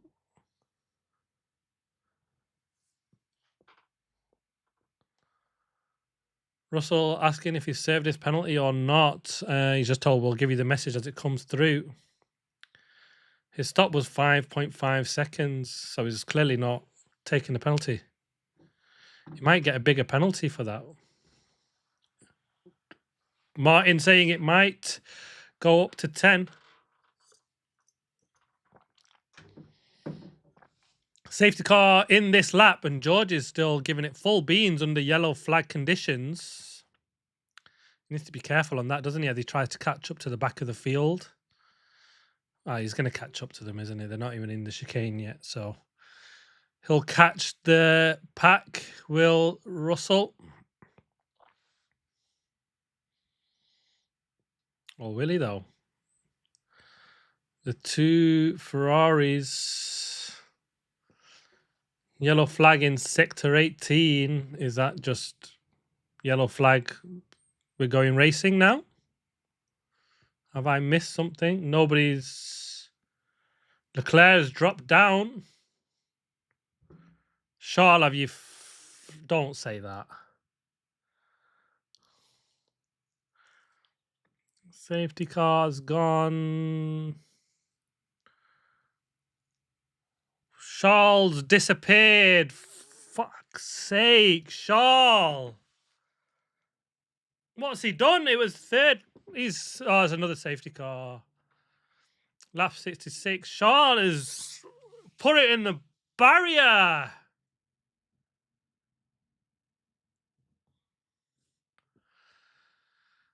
Another safety car. Charles, I'm okay.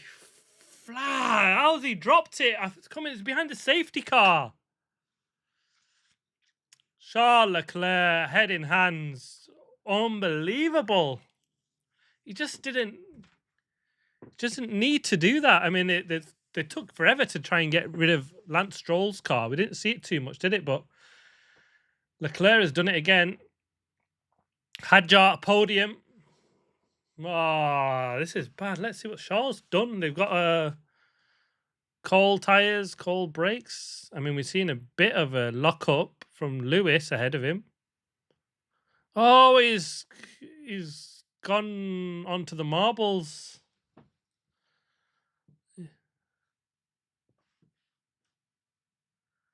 Honestly, I'm not even going to take the effing blame. These fucking brakes. Yeah, fuck me. Oh, he's hit the marbles going into that final corner, hasn't he? I think there's some marbles on the track there, right on the edge. So if you're slightly wide, you're hitting the marbles and you're getting swallowed by the wall. You can blame the walls. What? They're going through the pit lane now. Gasly is speeding in the pits again. Russell still got a red next to his... Oh, they've done well to get rid of that Ferrari pretty quickly. Is that because the crane was already there? Unbelievable. 11 to go. I think Hadjar could get a podium. Get in, lad. You've got to make the most of it. When it falls your way, the two Williams will now get points. But Alex could have been P8 instead of a P9, so he'll still be not very happy about that. Safety car shouldn't be out for very long this time around, really. Charles is, not got much straight out. Oh my God. How has that happened to Charles Leclerc? Home Grand Prix. In the wall. He's furious. He's not even... Brakes are a fucking joke. I can hear him lip sync. Two times. Unbelievable. Oh, you want to see it again? Yeah, it looks like he's just gone a little wide. As you see with Lance Stroll, there's a whole load of marbles on the outside of that entry into the final corner. Russell noted for failing to serve penalty correctly. Another penalty coming for George Russell. Well, that could be the perfect result for Antonelli if he can manage to win this race now.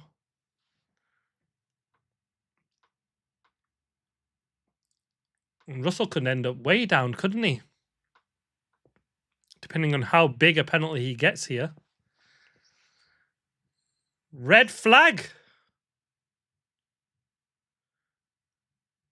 Did his wheel turn? It looked like he had no steering round the corner. Red flag. Oh my God. Are we going to get a red flag, lap 68, 10-lap race? And are we going to get a... What is happening with the Monaco Grand Prix? Red flag, and that means they can all change their tyres. That's strange because it looked like they picked up that Ferrari pretty quickly. They picked up the car very quickly. I'm not sure why they've called a red flag. Is there some problem with the barrier? Monaco, that peeved that Charles is... Yeah. We're cancelling the race here. Is this...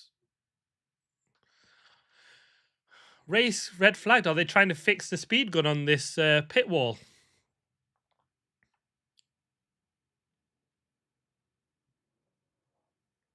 Everybody could have put on fresh tyres, but that's not really the problem. Everybody's pitted for the tyres that they've wanted, so there's not going to be any net gainer on that. Martin saying, is it the tarmac breaking up going into the final corner? It didn't look like it was. It just looked like there's a load of marbles on the entry into that final corner. But you can't resurface the track mid-race, can you? So that might be the end of the Grand Prix if it's the track's breaking up. Speeding in the pit lane, Gasly. Is it second time he's had that?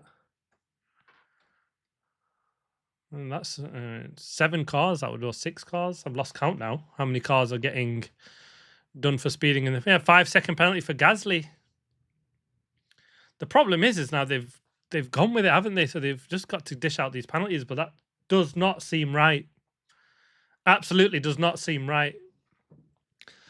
Russell will have a penalty, and well, this is the last thing Kimi Antonelli wanted, isn't it? Because the cars have not been great off the line, but he did it, and will he have to do it again? Will we get a full race start, or will we get a rolling start behind the safety car? And if you're Mercedes, you'll be screaming for a safety car rolling start, won't you? Because that's the last thing you want is 68 laps and then having to rely on this clutch to get off the grid properly. Isaac Hadjar as well, because he's got some issue with his first gear, hasn't he? So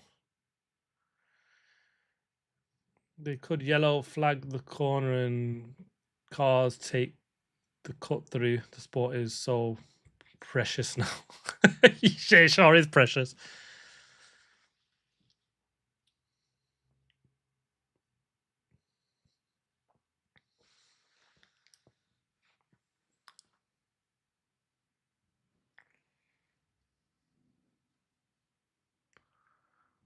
Saying lots of marbles there where the final corner.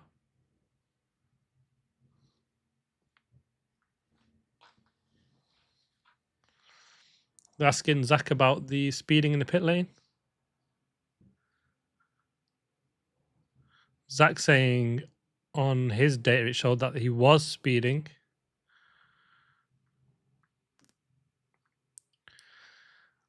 So Oscar was speeding in the pit lane because he thought he was.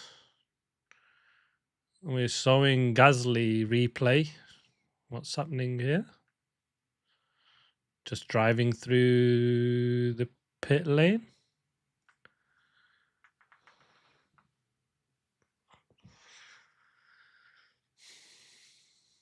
Hadjar is... Oh, come on, boy. If you can get a podium with a broken car, that is incredible. Russell failing to serve is incident involving under investigation. George Russell. It's got to be a big penalty for that because you've had 5 seconds. It's got to be 10, hasn't it?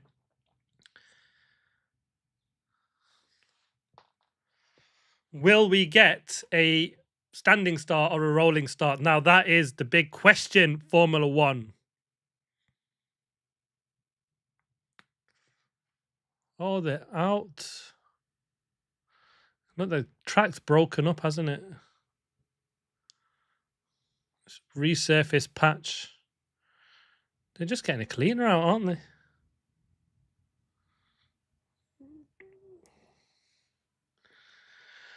I've not seen this one before in the years watching racing, that the track's breaking up.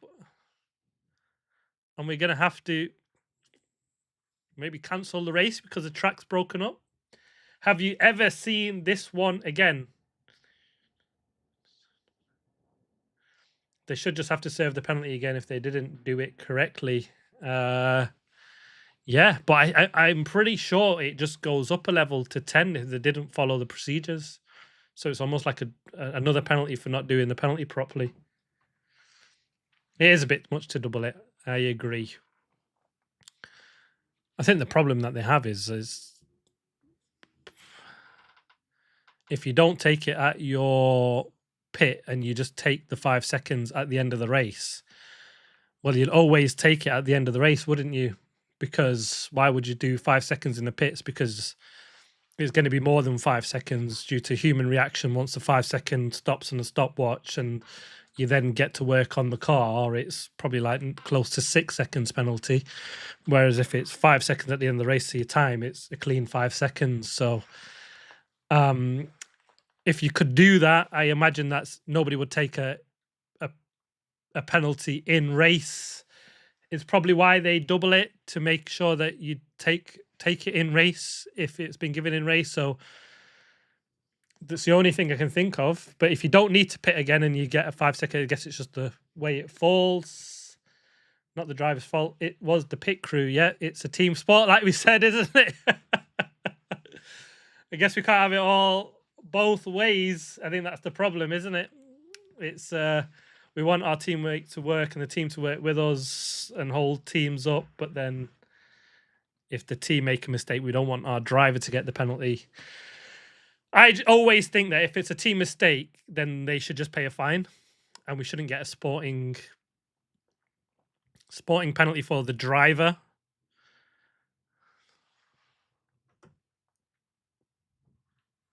We've got Anthony David showing us the final corner now, isn't he?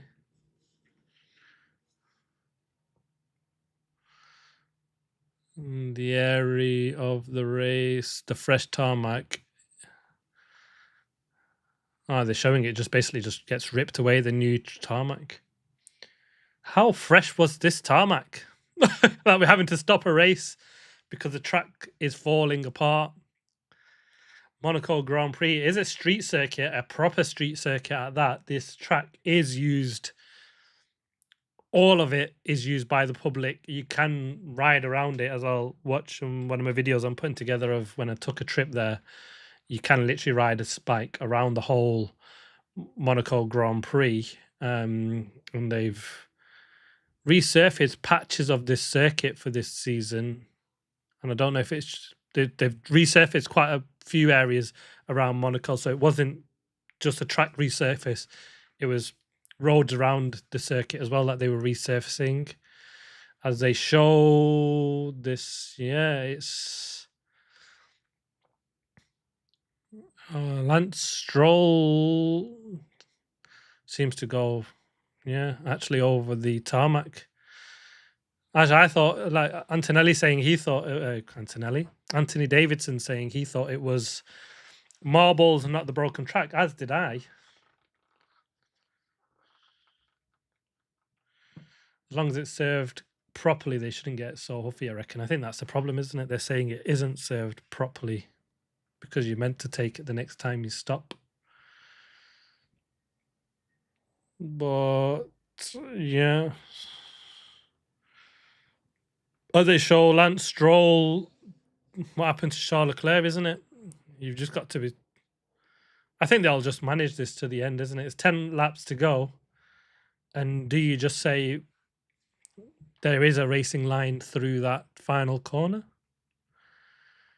He's gone wider, hasn't he? Yeah, he's gone. Yeah, he's gone over the patch of Charles Leclerc. I mean, if you look at the two in front of him, he's taken a wider line, hasn't he, to get a run down into turn one. Let's just caught Leclerc out rather than the brakes he was complaining about. It's, yeah. Anthony Davidson saying they need to repair that. I mean, the two...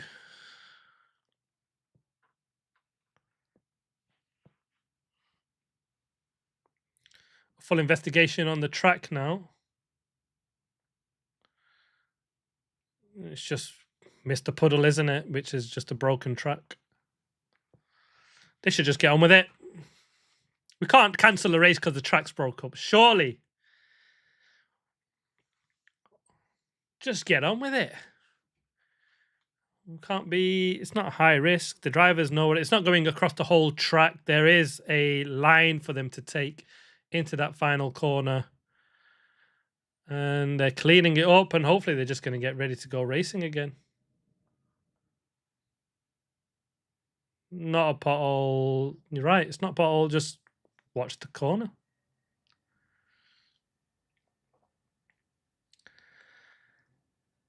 As they show Manchester United owner, Mr. Ratcliffe. Is that a resurface? It is a resurfaced area, yes. That's broken up. How long ago was it resurfaced?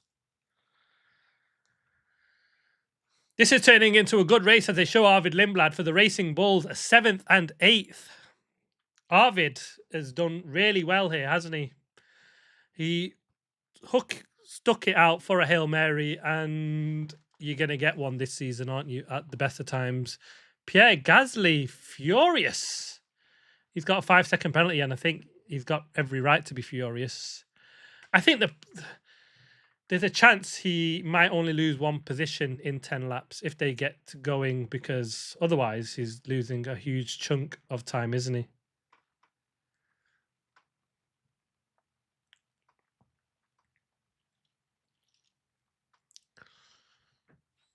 Franco.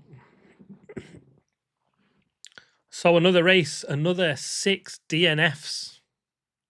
2 crashes, Lance Stroll, Charles Leclerc, the big one, home boy, out of the Grand Prix.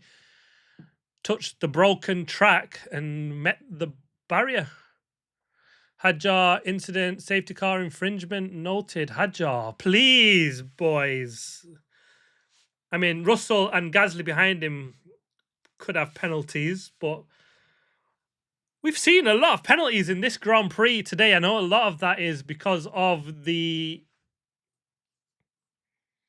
speed gun being broken. There's no way we get 7 speeding penalties in an F1 Grand Prix. I'm with you on that one. Kimi spotted that early doors. I was just a bit blind to it.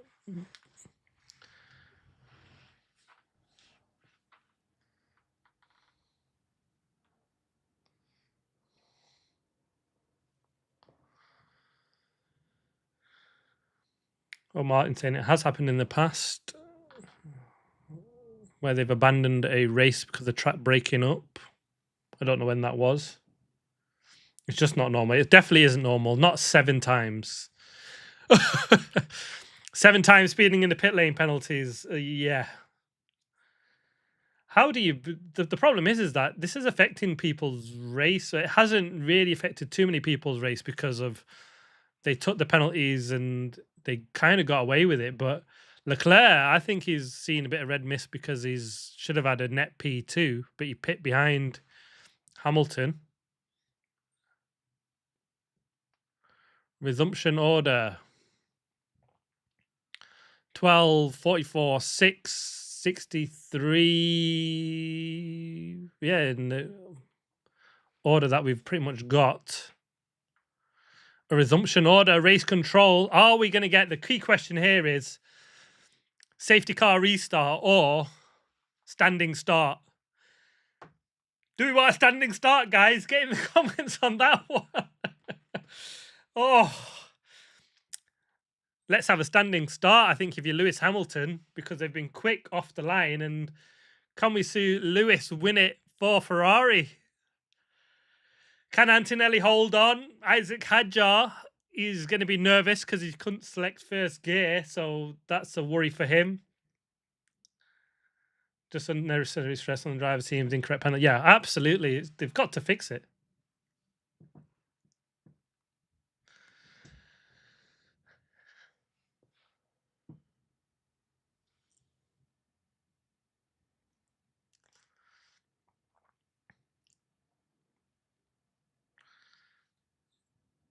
Lindblad. They're just talking about Lindblad. He's not pit and he can change tyres. And he's completed the Grand Prix without pit because he's used 2 sets of tyres.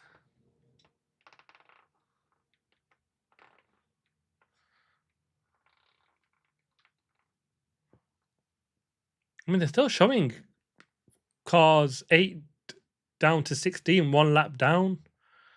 Is that because... But they unlapped themselves behind the safety car, surely. So they should have... And then Charles Leclerc crashed at safety car restart. So there can be no one be a lap down. But they're showing that there is.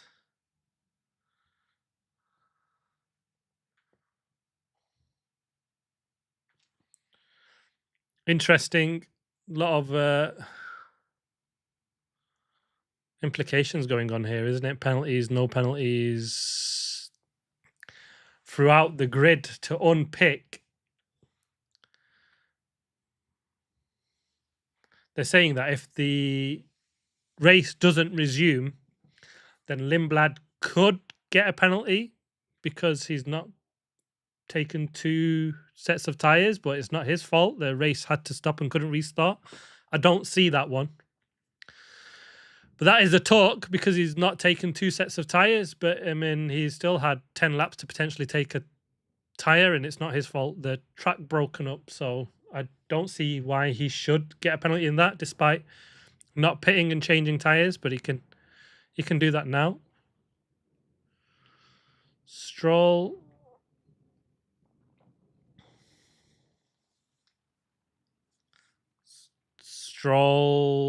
Drive-through penalty for George Russell. That is harsh. I mean, we were talking about whether you should take more than the 5. That's a harsh penalty. And that's me saying it, and I'm not the biggest George Russell fan. That's going to see him last out of the points. That is a real kick in the teeth for George Russell. Well, surely you have to take that within...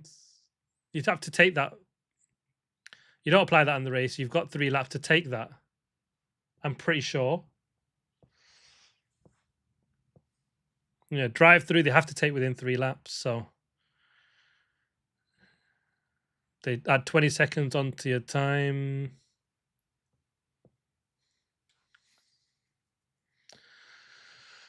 Toto hard at work on texting away. I think he's just praying that we get a safety car restart, don't we? That is the next big question, guys. Safety car restart, or are they replacing some part of the Red Bull? We've not got a start time yet, have we? Oh, the Red Bull drive engineers covering their car. I mean, you're going to have spy photographers all over that, aren't they, now, as they take engine covers off? That's big spyware stuff. If you watch the podcast with, I can't remember the names now. It's Jake Humphreys and Felipe Massa's engineer. His name will come to me. And the old Alpine boss. They talk about spy photography in the last podcast. Pretty good F1 pod, actually, if you watch that sort of stuff on YouTube. And they talk about spy photography and how much they actually gain from that. Because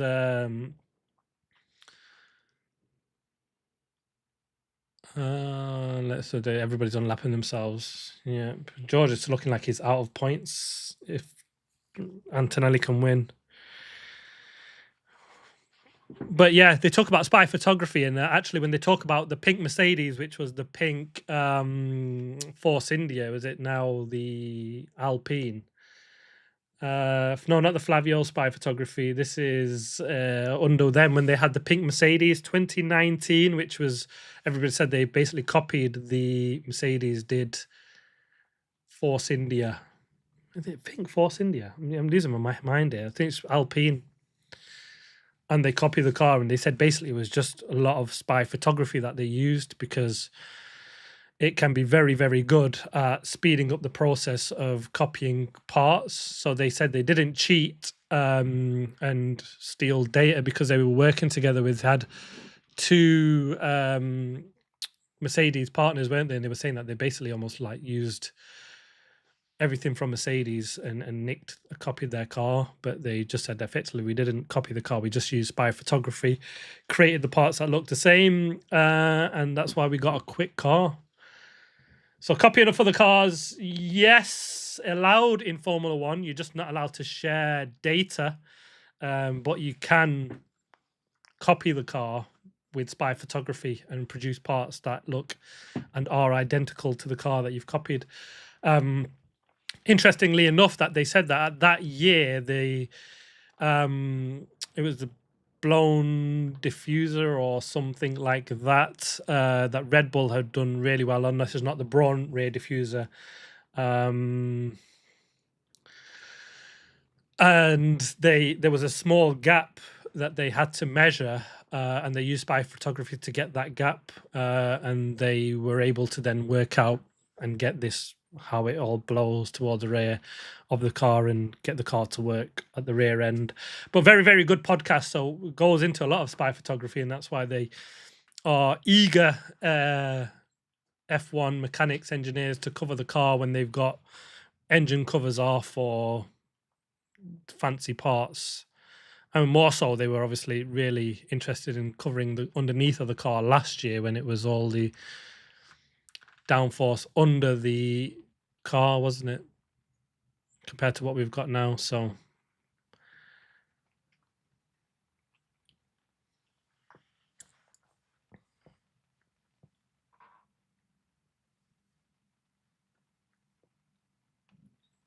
George Russell.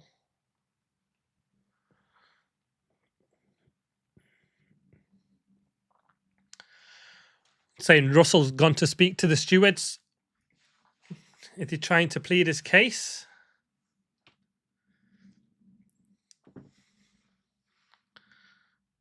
That's interesting. 3 cars, potentially a penalty. Yeah, that's it, Kimmy. I think that's exactly why they were taking the pictures. And they were questioning of how good they were. Oh, is Russell complaining about Hadjar backing up under where 10 car is kind of way more than 10 car lengths to the safety car? Oh, is that the safety car infringement for Hadjar?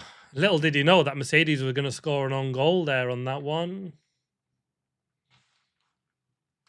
Is that let's hope not. Piastri potentially in a podium. Yeah, that was Perez. It was Perez's car as he smashed it into a huge crash, wasn't it? Turn 1, coming out of turn 1 at the start of the race last year before. No, not year before. It's been out for a couple of years now, hasn't he? 2004. Well, we've got potentially 3 penalties: Hadjar, Russell, and Gasly, and that could mean a podium for Oscar Piastri, and that'll be a huge surprise, wouldn't it? Russell with his penalty will get no points. Charles, interview.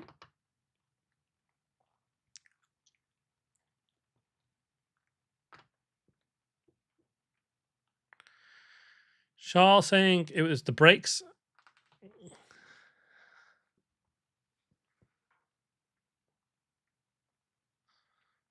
Charles saying the data speaks for itself. It was the brakes.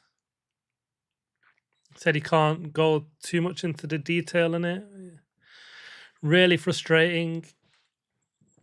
He said, when it's my mistake, I'll look at myself in the mirror and I'll take it. He's not taking this one. He said he's not taking the blame on this one, Charles Leclerc. It's the car. It's something with the brakes. I mean, he's been complaining about the brakes all weekend, and he was in Canada as well.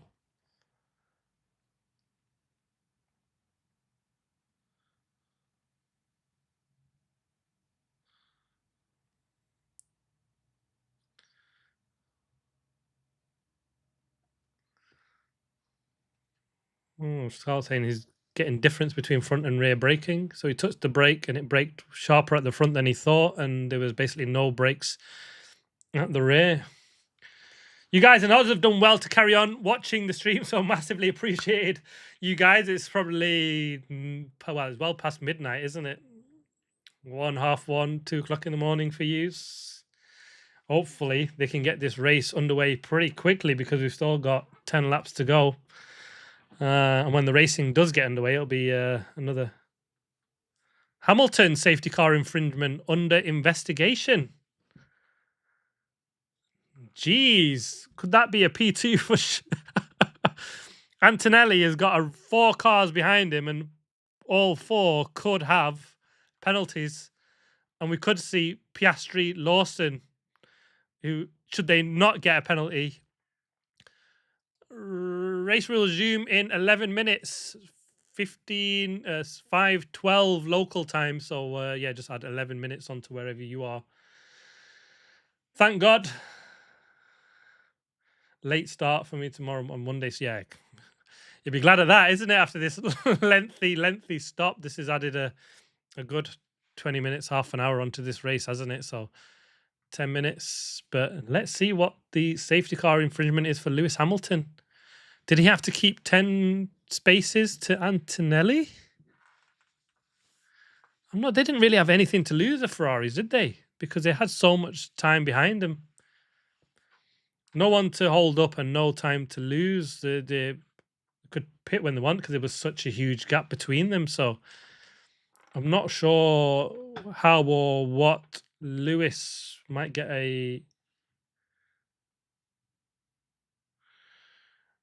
in there. 10 minutes to race start. Just 1 second, guys.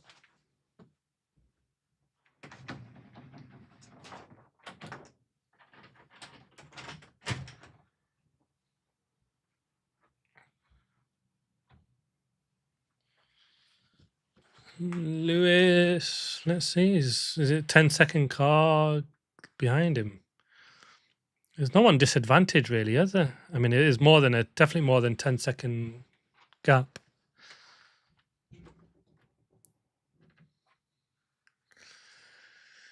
Lewis definitely more than 10 car lengths behind the car, but there was no one behind him. So it'll be ridiculous if they give him a penalty on that one. Absolutely ridiculous.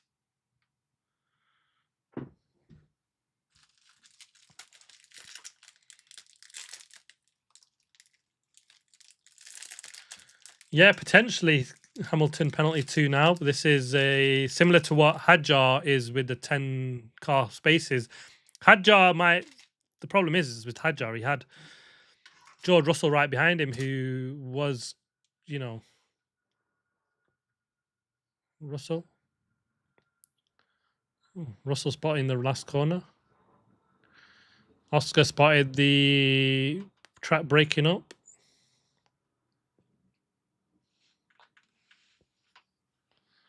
Russell saying safety circuit is pretty dangerous because the track's breaking up. I mean, the problem that you have is if they carry on racing now and then someone else finds themselves in that barrier and we get a car pile up, someone gets hurt, that's the risk the FIA are taking with getting this this race to restart. I mean, just fingers crossed, isn't it? 10 clean laps. They know where the problem is and they know they can avoid it. It's not exactly going straight across the track in a straight line. It's kind of to the edge of the racing line. But a resumption with no confirmation yet of whether it's going to be behind the safety car or is it going to be, as we see Lewis Hamilton throws the cameraman out of the way as he races back to get to his car. He's got 7 minutes.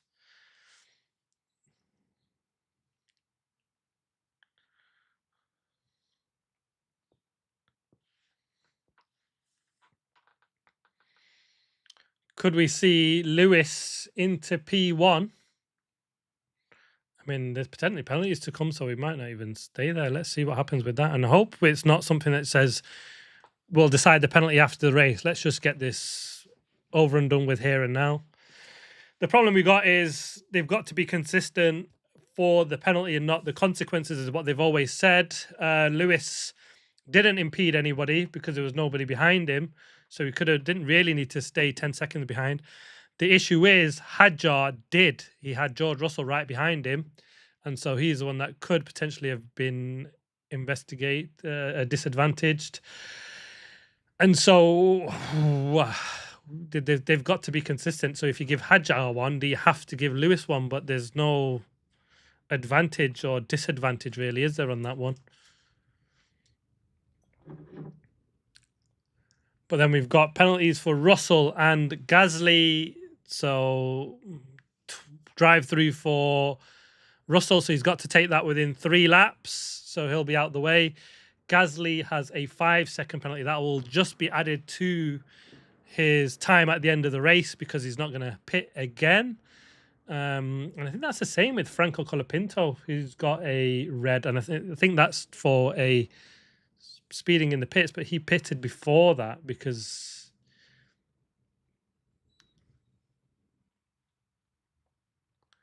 has he taken it? He's had 3 stops as Franco. I'm not sure if that's 2 for just driving through the pits.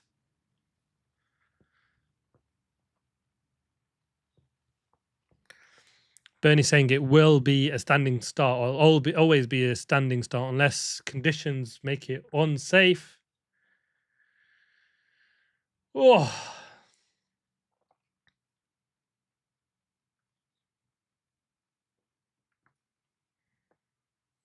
So we're going to get... This is going to be an interesting standing start.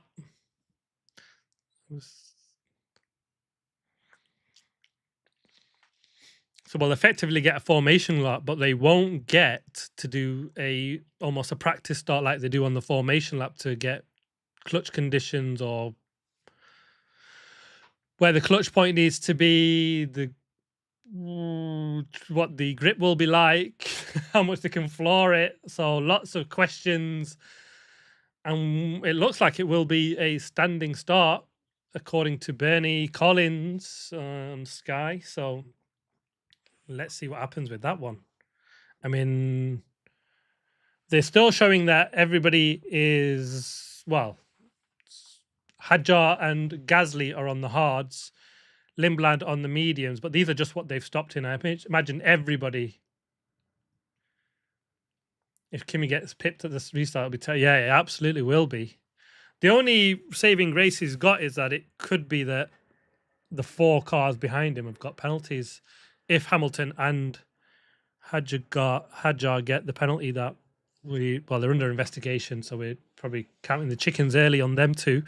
Let's hope they don't for Hamilton and Hadjar. So let's say there is no penalty on that one.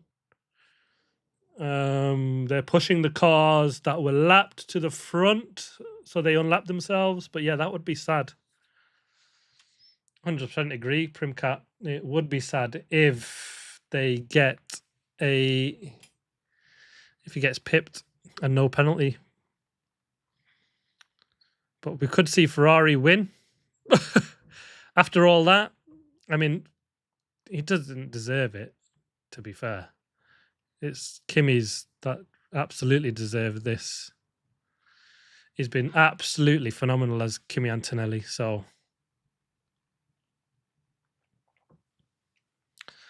3 minutes to go.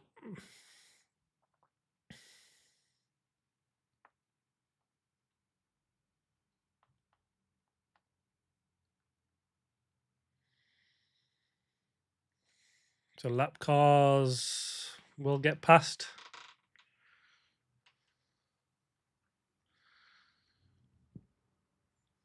We are getting a race restart, which means Lindblad, as long as they remember to put different tyres on him, which they have. Be right back. You want to be quick, Kimi? You've got 2 minutes to restart. Probably about 3 formation lap, and then as they line up on the grid, you don't want to miss this one. So we thought Kimi Antonelli had done the hard work. It's well,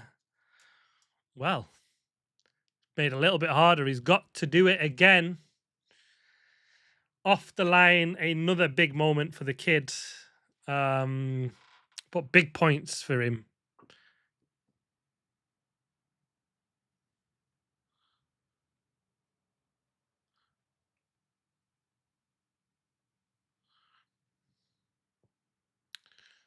Oscar.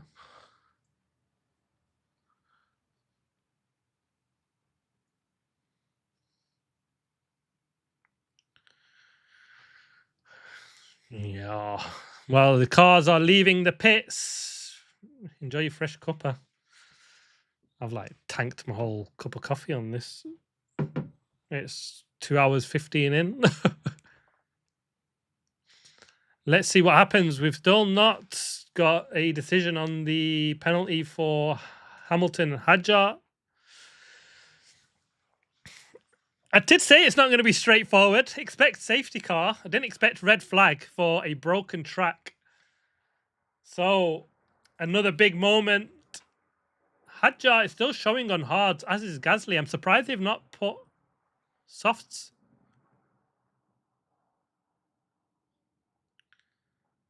So I'm saying someone's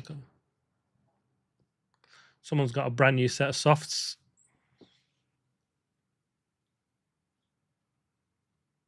Lap cars or unlap themselves on our.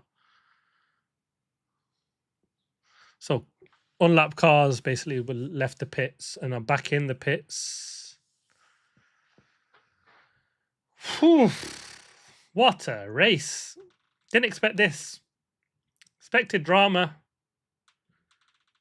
We've got safety car. So will they follow a safety car? I mean,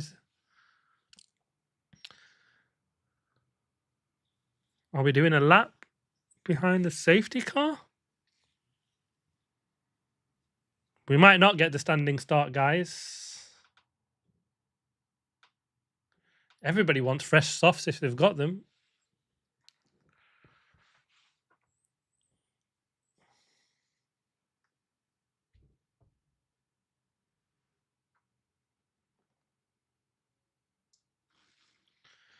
No talk yet on the penalties potentially for Hamilton and Hadjar.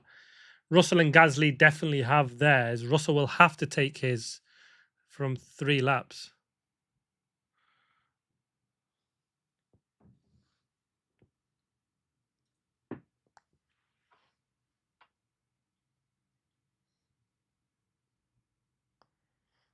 I mean, we've still got this 10-second gap. Look, there's still more than 10 seconds from Hadjar to Lewis.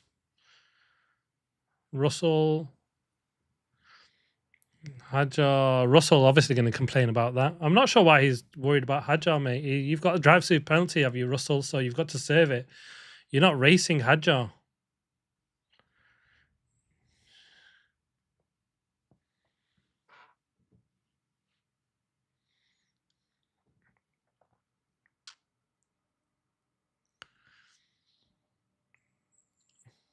Hadjar, I'm slow. I don't have enough power. So that's probably why Hadjar is not. No further action for Lewis Hamilton. So Lewis Hamilton is free. No penalty for Lewis Hamilton. He'll be happy about that one. Isaac Hadjar now, please just don't give him a penalty because Russell's got a drive through anyway. He's not lost anything. Still nothing for a standing start or a safety car start. I think I just like the way that we've started this with the safety car driving them around to show them where the track's broken up. Oh, standing start. Thank God. I feared then because we're driving around with a safety car and I thought we're going to get a safety car start. Antonelli saying it's still broken up. Standing start.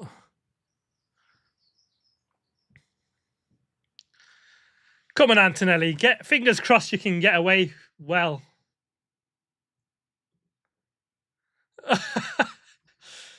What a finish to the Monaco Grand Prix. We're going to have 8 laps, probably 7 laps. So still enough laps for George. He has to take it after 3 laps, so he should be out of the points. That could see Ocon into a point.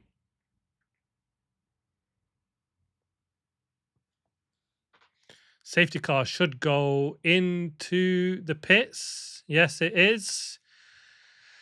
Kimi Antonelli coming round now slowly. The keep. Oh, Lewis is going over the. This not really staying away from that broken track, are they? Russell told he will do the restart and 2 racing laps, and then they'll do the drive-through. Makes perfect sense because you do get the cars spacing out, so we can fall into the gap there. So, race start number 2. Kimi Antonelli, can you keep it together, kid? Oh, this is pressure. He's done it once.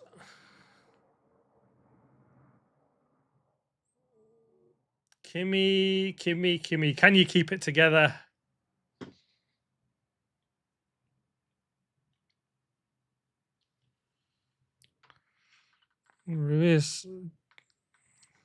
We're starting now. 1, 2, 3, 4, 5 lights. Go. Hamilton got away well. Antonelli got away well as well. Isaac Hadjar into the lead. Russell's in third. Isaac Hadjar has dropped places. Gasly's made up a place on Isaac Hadjar. He's got a slow car. Isaac Hadjar's dropped 3 or 4 places there, hasn't he? Kimi Antonelli is streaking away. Russell is really slow. He's holding up Pierre Gasly. I'm not sure why he's holding everybody up, George Russell. There's a yellow flag showing in Sector 9. Let's hope no one's in the wall. I can't see anyone dropping down massively. Carlos Sainz, they're going. Oh, is Hulkenberg takes out Carlos Sainz. That's who we see. Carlos Sainz is down. What a crazy restart. Liam Lawson, Lindblad, nose to tail. George Russell was really holding everybody up, wasn't he? Before he... We've got Carlos Sainz facing the wrong way. He's going, yeah, he's out of the way. Thankfully, we won't need a safety car for Carlos Sainz. He's facing the wrong way. He nearly got taken out by a safety car, did Carlos Sainz. Wow, that's unlucky for Carlos Sainz. That was points. Nico Hulkenberg is into the top 10. And I don't understand George Russell's tactic here of holding everybody up. It doesn't make sense to me. But it's Antonelli by Hamilton. Gasly is 2 seconds behind Russell. Hadjar is a net P3, isn't he, at the moment still? Crucial that he's ahead of Piastri, but he needs to stay within 5 seconds of Pierre Gasly, does Isaac Hadjar. Yeah, absolutely. Almost taken out by the safety car, Carlos Sainz, as it was blind coming around that corner. So Russell pits. Let's see where he comes out. Hamilton pumping in purple sectors, but I mean, it's just don't put it in the wall now. This is a big one now, isn't it? Gasly needs to get a gap, 5 seconds at least on... Oh, it's Hulkenberg and Alex Albon. Hulkenberg getting racy. Is he saying he's going to give that position back? Hulkenberg... Oh, it's going to be a tough one, that, isn't it? Between Albon and Hulkenberg. Will Hulkenberg have to give that position back to Albon? Russell go through the drive-through. He's come out P14. No points for George Russell then, is it? He's, one from last. He's only got Cole Pinto behind him.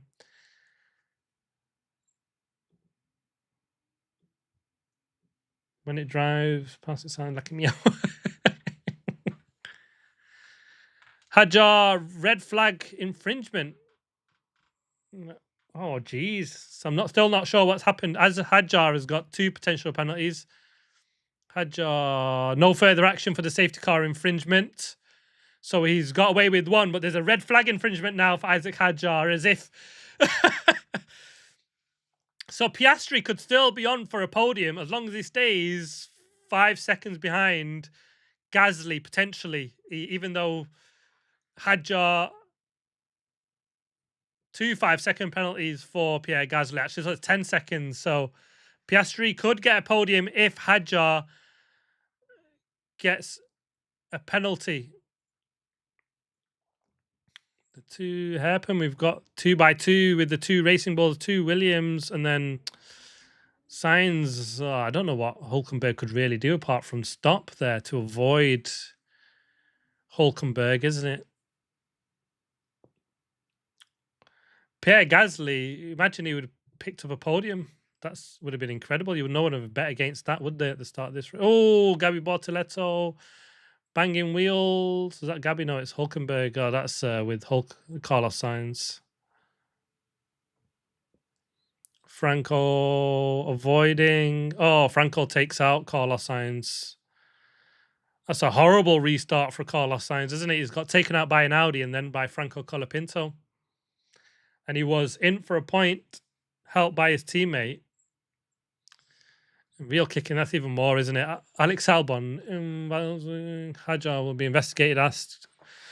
So Hadjar will be investigated after the race. Colapinto Sainz investigation. The stewards have been busy this Grand Prix, haven't they?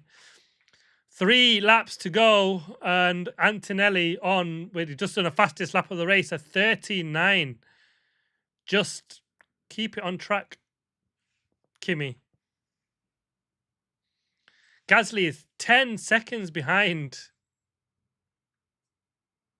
Gasly is 10 seconds behind Lewis Hamilton. The class of 2 up front, isn't it? Or 3, really. Hadjar, no power. Still no power. I mean, if you can pull off a podium here, Isaac, with this broken car, what a drive from him. There's no 2 ways about that. He just needs to hold on, doesn't he, Isaac? You can do it. You can do it, Isaac. A podium, penalty depending, but it's possible for Isaac Hadjar. So Gasly's got 10 seconds, remember, not 5. So Hadjar doesn't really need to worry about Gasly. He needs to keep Piastri behind. Piastri is ahead of Gasly. And Gasly will fall down to potentially 8th if Albon can stay within 10 seconds of Gasly. Perez incident out of position. Antonelli got this covered, hasn't he? He's now 3 seconds to Antonelli. Commission Bay. It looks like it, doesn't it? They've been handing out penalties and investigations all over the show. So Perez out of position, false start again. That's twice, isn't it? I'm sure he was investigated at the start of the race. He got away with it first time round. Oh, it's it's definitely a lap to go. Kimi Antonelli, keep it on track, kid, because he has been phenomenal. There's no 2 ways about it. Another huge race for him in the championship. Absolutely. Let's not count the chickens because there's still a lap to go. But Liam Lawson, P6, could be a P5 because he could be ahead of Gasly with his 10-second penalty. He needs to stay. He's got about 2 seconds, really. Gasly needs to make 2 seconds on Lawson. He needs to really give it some as Gasly. Antonelli, a 13.4, another fastest lap. You don't get a point for that now, Kimi, so just calm down, boy. Get to the end of the Grand Prix. You don't need fastest laps. We know you've absolutely smashed them out the park. But a 5-second gap to Lewis Hamilton. The top 3 looks like Antonelli, Hamilton, and Hadjar, who his penalty will be investigated after the race. So we'll see him on the podium. They do normally want to give the guy that's going to be on the podium, if he's going to get a penalty in race, so that we get a proper podium and we don't see podium positions change post-race. That's something the F1, FIA have wanted to get rid of for some time now. So interesting they've not just cleared that. Maybe it's not as big a deal as we might think, and hopefully fingers crossed for Isaac, he'll get away with another one. But a podium for Isaac Hadjar with the car that's been broken pretty much all Grand Prix from lap 2, maybe 3. What a drive. He's been holding off George Russell. He's held off now Oscar Piastri. And we know we're talking about P3 potentially here as we go into the final lap. And it has been really, it's got to be all about Kimi Antonelli, because the young kid is now just not far away, a few corners now away from a brilliant victory, 5 in a row, another pole to flag victory. He's been phenomenal. He's managed a safety car. He's managed a second standing start. He's been absolutely phenomenal. He's pulled off. He's just been so quick in a track where he really struggled last year. And he's been absolutely... Oh, he gives it some beans. Don't do that. Kimi Antonelli, a massive lead in the championship. Monaco Grand Prix win. He gets one of the Triple Crown under his belt. Lewis Hamilton, P2. He'll be very happy with that. Pierre Gasly will come over the line in P3, but it's going to be down to P8 by a matter of tenths, actually, between him and Alex Albon. So Isaac Hadjar comes home P5. Oscar Piastri 4th. Lawson 5th. Lindblad 6th. Gasly 7th. He holds on by 3 seconds ahead of Alex Albon, who gets past. I think Albon was given the position back by Nico Hülkenberg following that incident. Hülkenberg 9th. Ocon fills the final point in 10th. Sergio Perez, oh, so close to a point for Cadillac, and he kind of deserves it. Fernando Alonso 12th, Bortoleto 13th, George Russell no points again. Colapinto 15th. That's another 25 points on his teammate George Russell. 68 points, the lead in the championship by my poor calculations. So double check on that. Liam Lawson with a P5. What a drive from him. Arvid Lindblad, he went for gold. He stuck it out around, just praying for this scenario. And, well, the numbers have come up. Lucky. Is it lucky? Brilliant call from him. Lewis, great job, guys. I mean, have Ferrari missed a trick here? Should they have just held off and not pitted everybody and gone for track position, potentially with Lewis and Charles? And is that a race win that they could have had? Had they done what Lindblad done? 10-second penalty for Hülkenberg. It sees him drop down to 14th. Is that the incident with Carlos Sainz? It is a point for Sergio Perez. Oh, causing a collision. Nico Hülkenberg, fair, to be honest. He did take Carlos Sainz out. Hadjar, bravo. I mean, what a drive. Broken car. Hadjar saying, why does it have to be so difficult? Liam was lucky to start. Yes. Lucky to start, and he's got to the end and a P5. Is that a career best for him?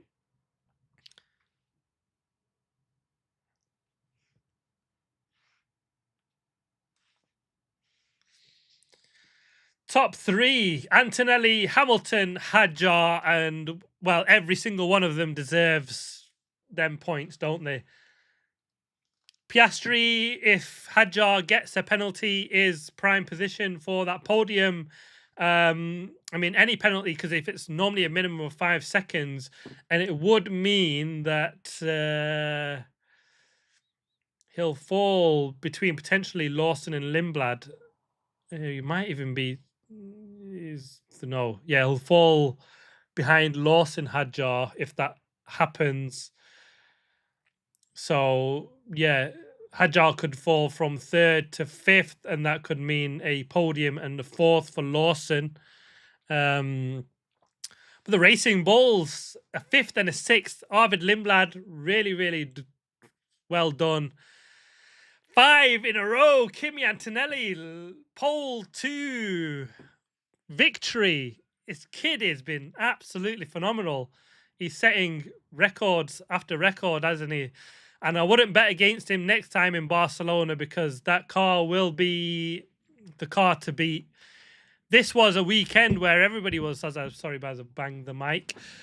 It was a weekend where they were going to struggle and it was going to be all Ferrari, but his race pace was phenomenal. I think he would have even got the overcut on the Ferraris, given his pace. He was phenomenal. I don't think they could have stuck with him when it comes to race pace of Kimi Antonelli, and what a drive. Well deserved. Kimi's younger than me. He's way younger than me as well. I wish I was his age now. Brilliant. Absolutely brilliant. You just can't put it into words enough. Sergio Perez, I've got to give him a shout out for the point as well. A P10. He's been really, really good. Kimi's younger than my daughter. Jeez. Yeah, what a young kid. It's the way he's come in as well has just been absolutely brilliant. 5 wins in a row. He's won 5 of the 6 Grand Prix. They're saying new record for Lewis, number of podiums, in 8 podiums, finishes for Monaco. Lewis Hamilton in Monaco equals Senna. They're talking about that stat you might like, but whew, what a stream. That was a long one. Sign out. Final thoughts. Monaco, you have delivered this weekend, because that was a brilliant qualifying session and the race was interesting throughout. We normally say Monaco is a difficult one. It can be boring. Well, this one was anything but. It kind of had you on the edge of your seats throughout, wasn't it? We lost Max Verstappen, which is a real shame, because there's no doubts he would have been right up there the way he drives, and he's, you wouldn't have thrown a Hail Mary past him waiting for a red flag like this.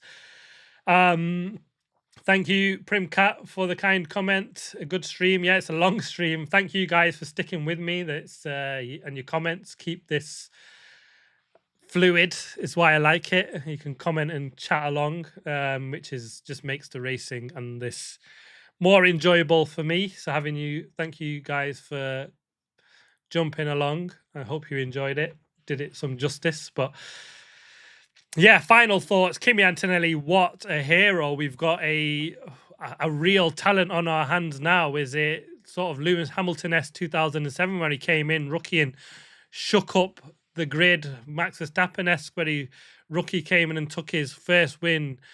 Absolutely brilliant. Lewis Hamilton, if the old dog, still got it, hasn't he? With a brilliant P2.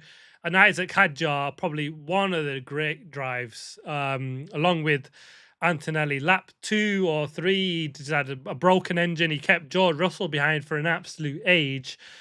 Penalties, drama. He's kept his head and a podium to enjoy. Let's fingers crossed he gets to keep that, because he's still got that investigation to go. So a tag there. Oscar Piastri comes home in P4, potentially a podium. A solid race from him. Liam Lawson, another one. Great drive. Nearly didn't make the start, and to get a P5 is brilliant.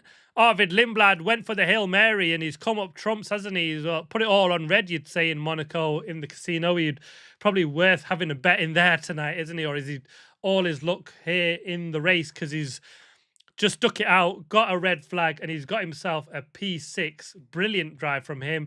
Pierre Gasly, you've got to feel sorry for him, hasn't he? He's had 2 penalties, and I think, are they both for speeding in the pit lane?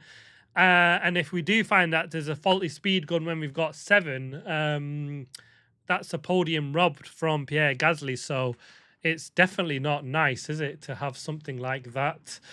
A real kick in the teeth for him. And this is where, they need to make sure these things are working for everybody. Alex Albon gets his P8, but he'll be probably kicking himself, and it probably would have been a P6 if he didn't have to help his teammate. Esteban Ocon, well, done the job, hasn't he? P9, stuck it. He was absolutely miles back, and he's just seemed to have just got P9, which is brilliant. Sergio Perez, he's looked good this weekend. Didn't go well for him in qualifying, and what a point for Cadillac. The first points for him, well deserved, because it was all the talk is he's past it. He's no longer got it, but Sergio's showing that he's the man to beat. I don't feel sorry. You were the guys that were talking about how unfair it is with these penalties under the speeding, broken speed gun, and he's the one that suffered the most from it, actually.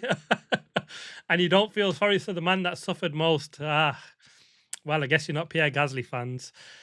But yeah, there we go. That is the top 10. Absolutely brilliant for his Gasly.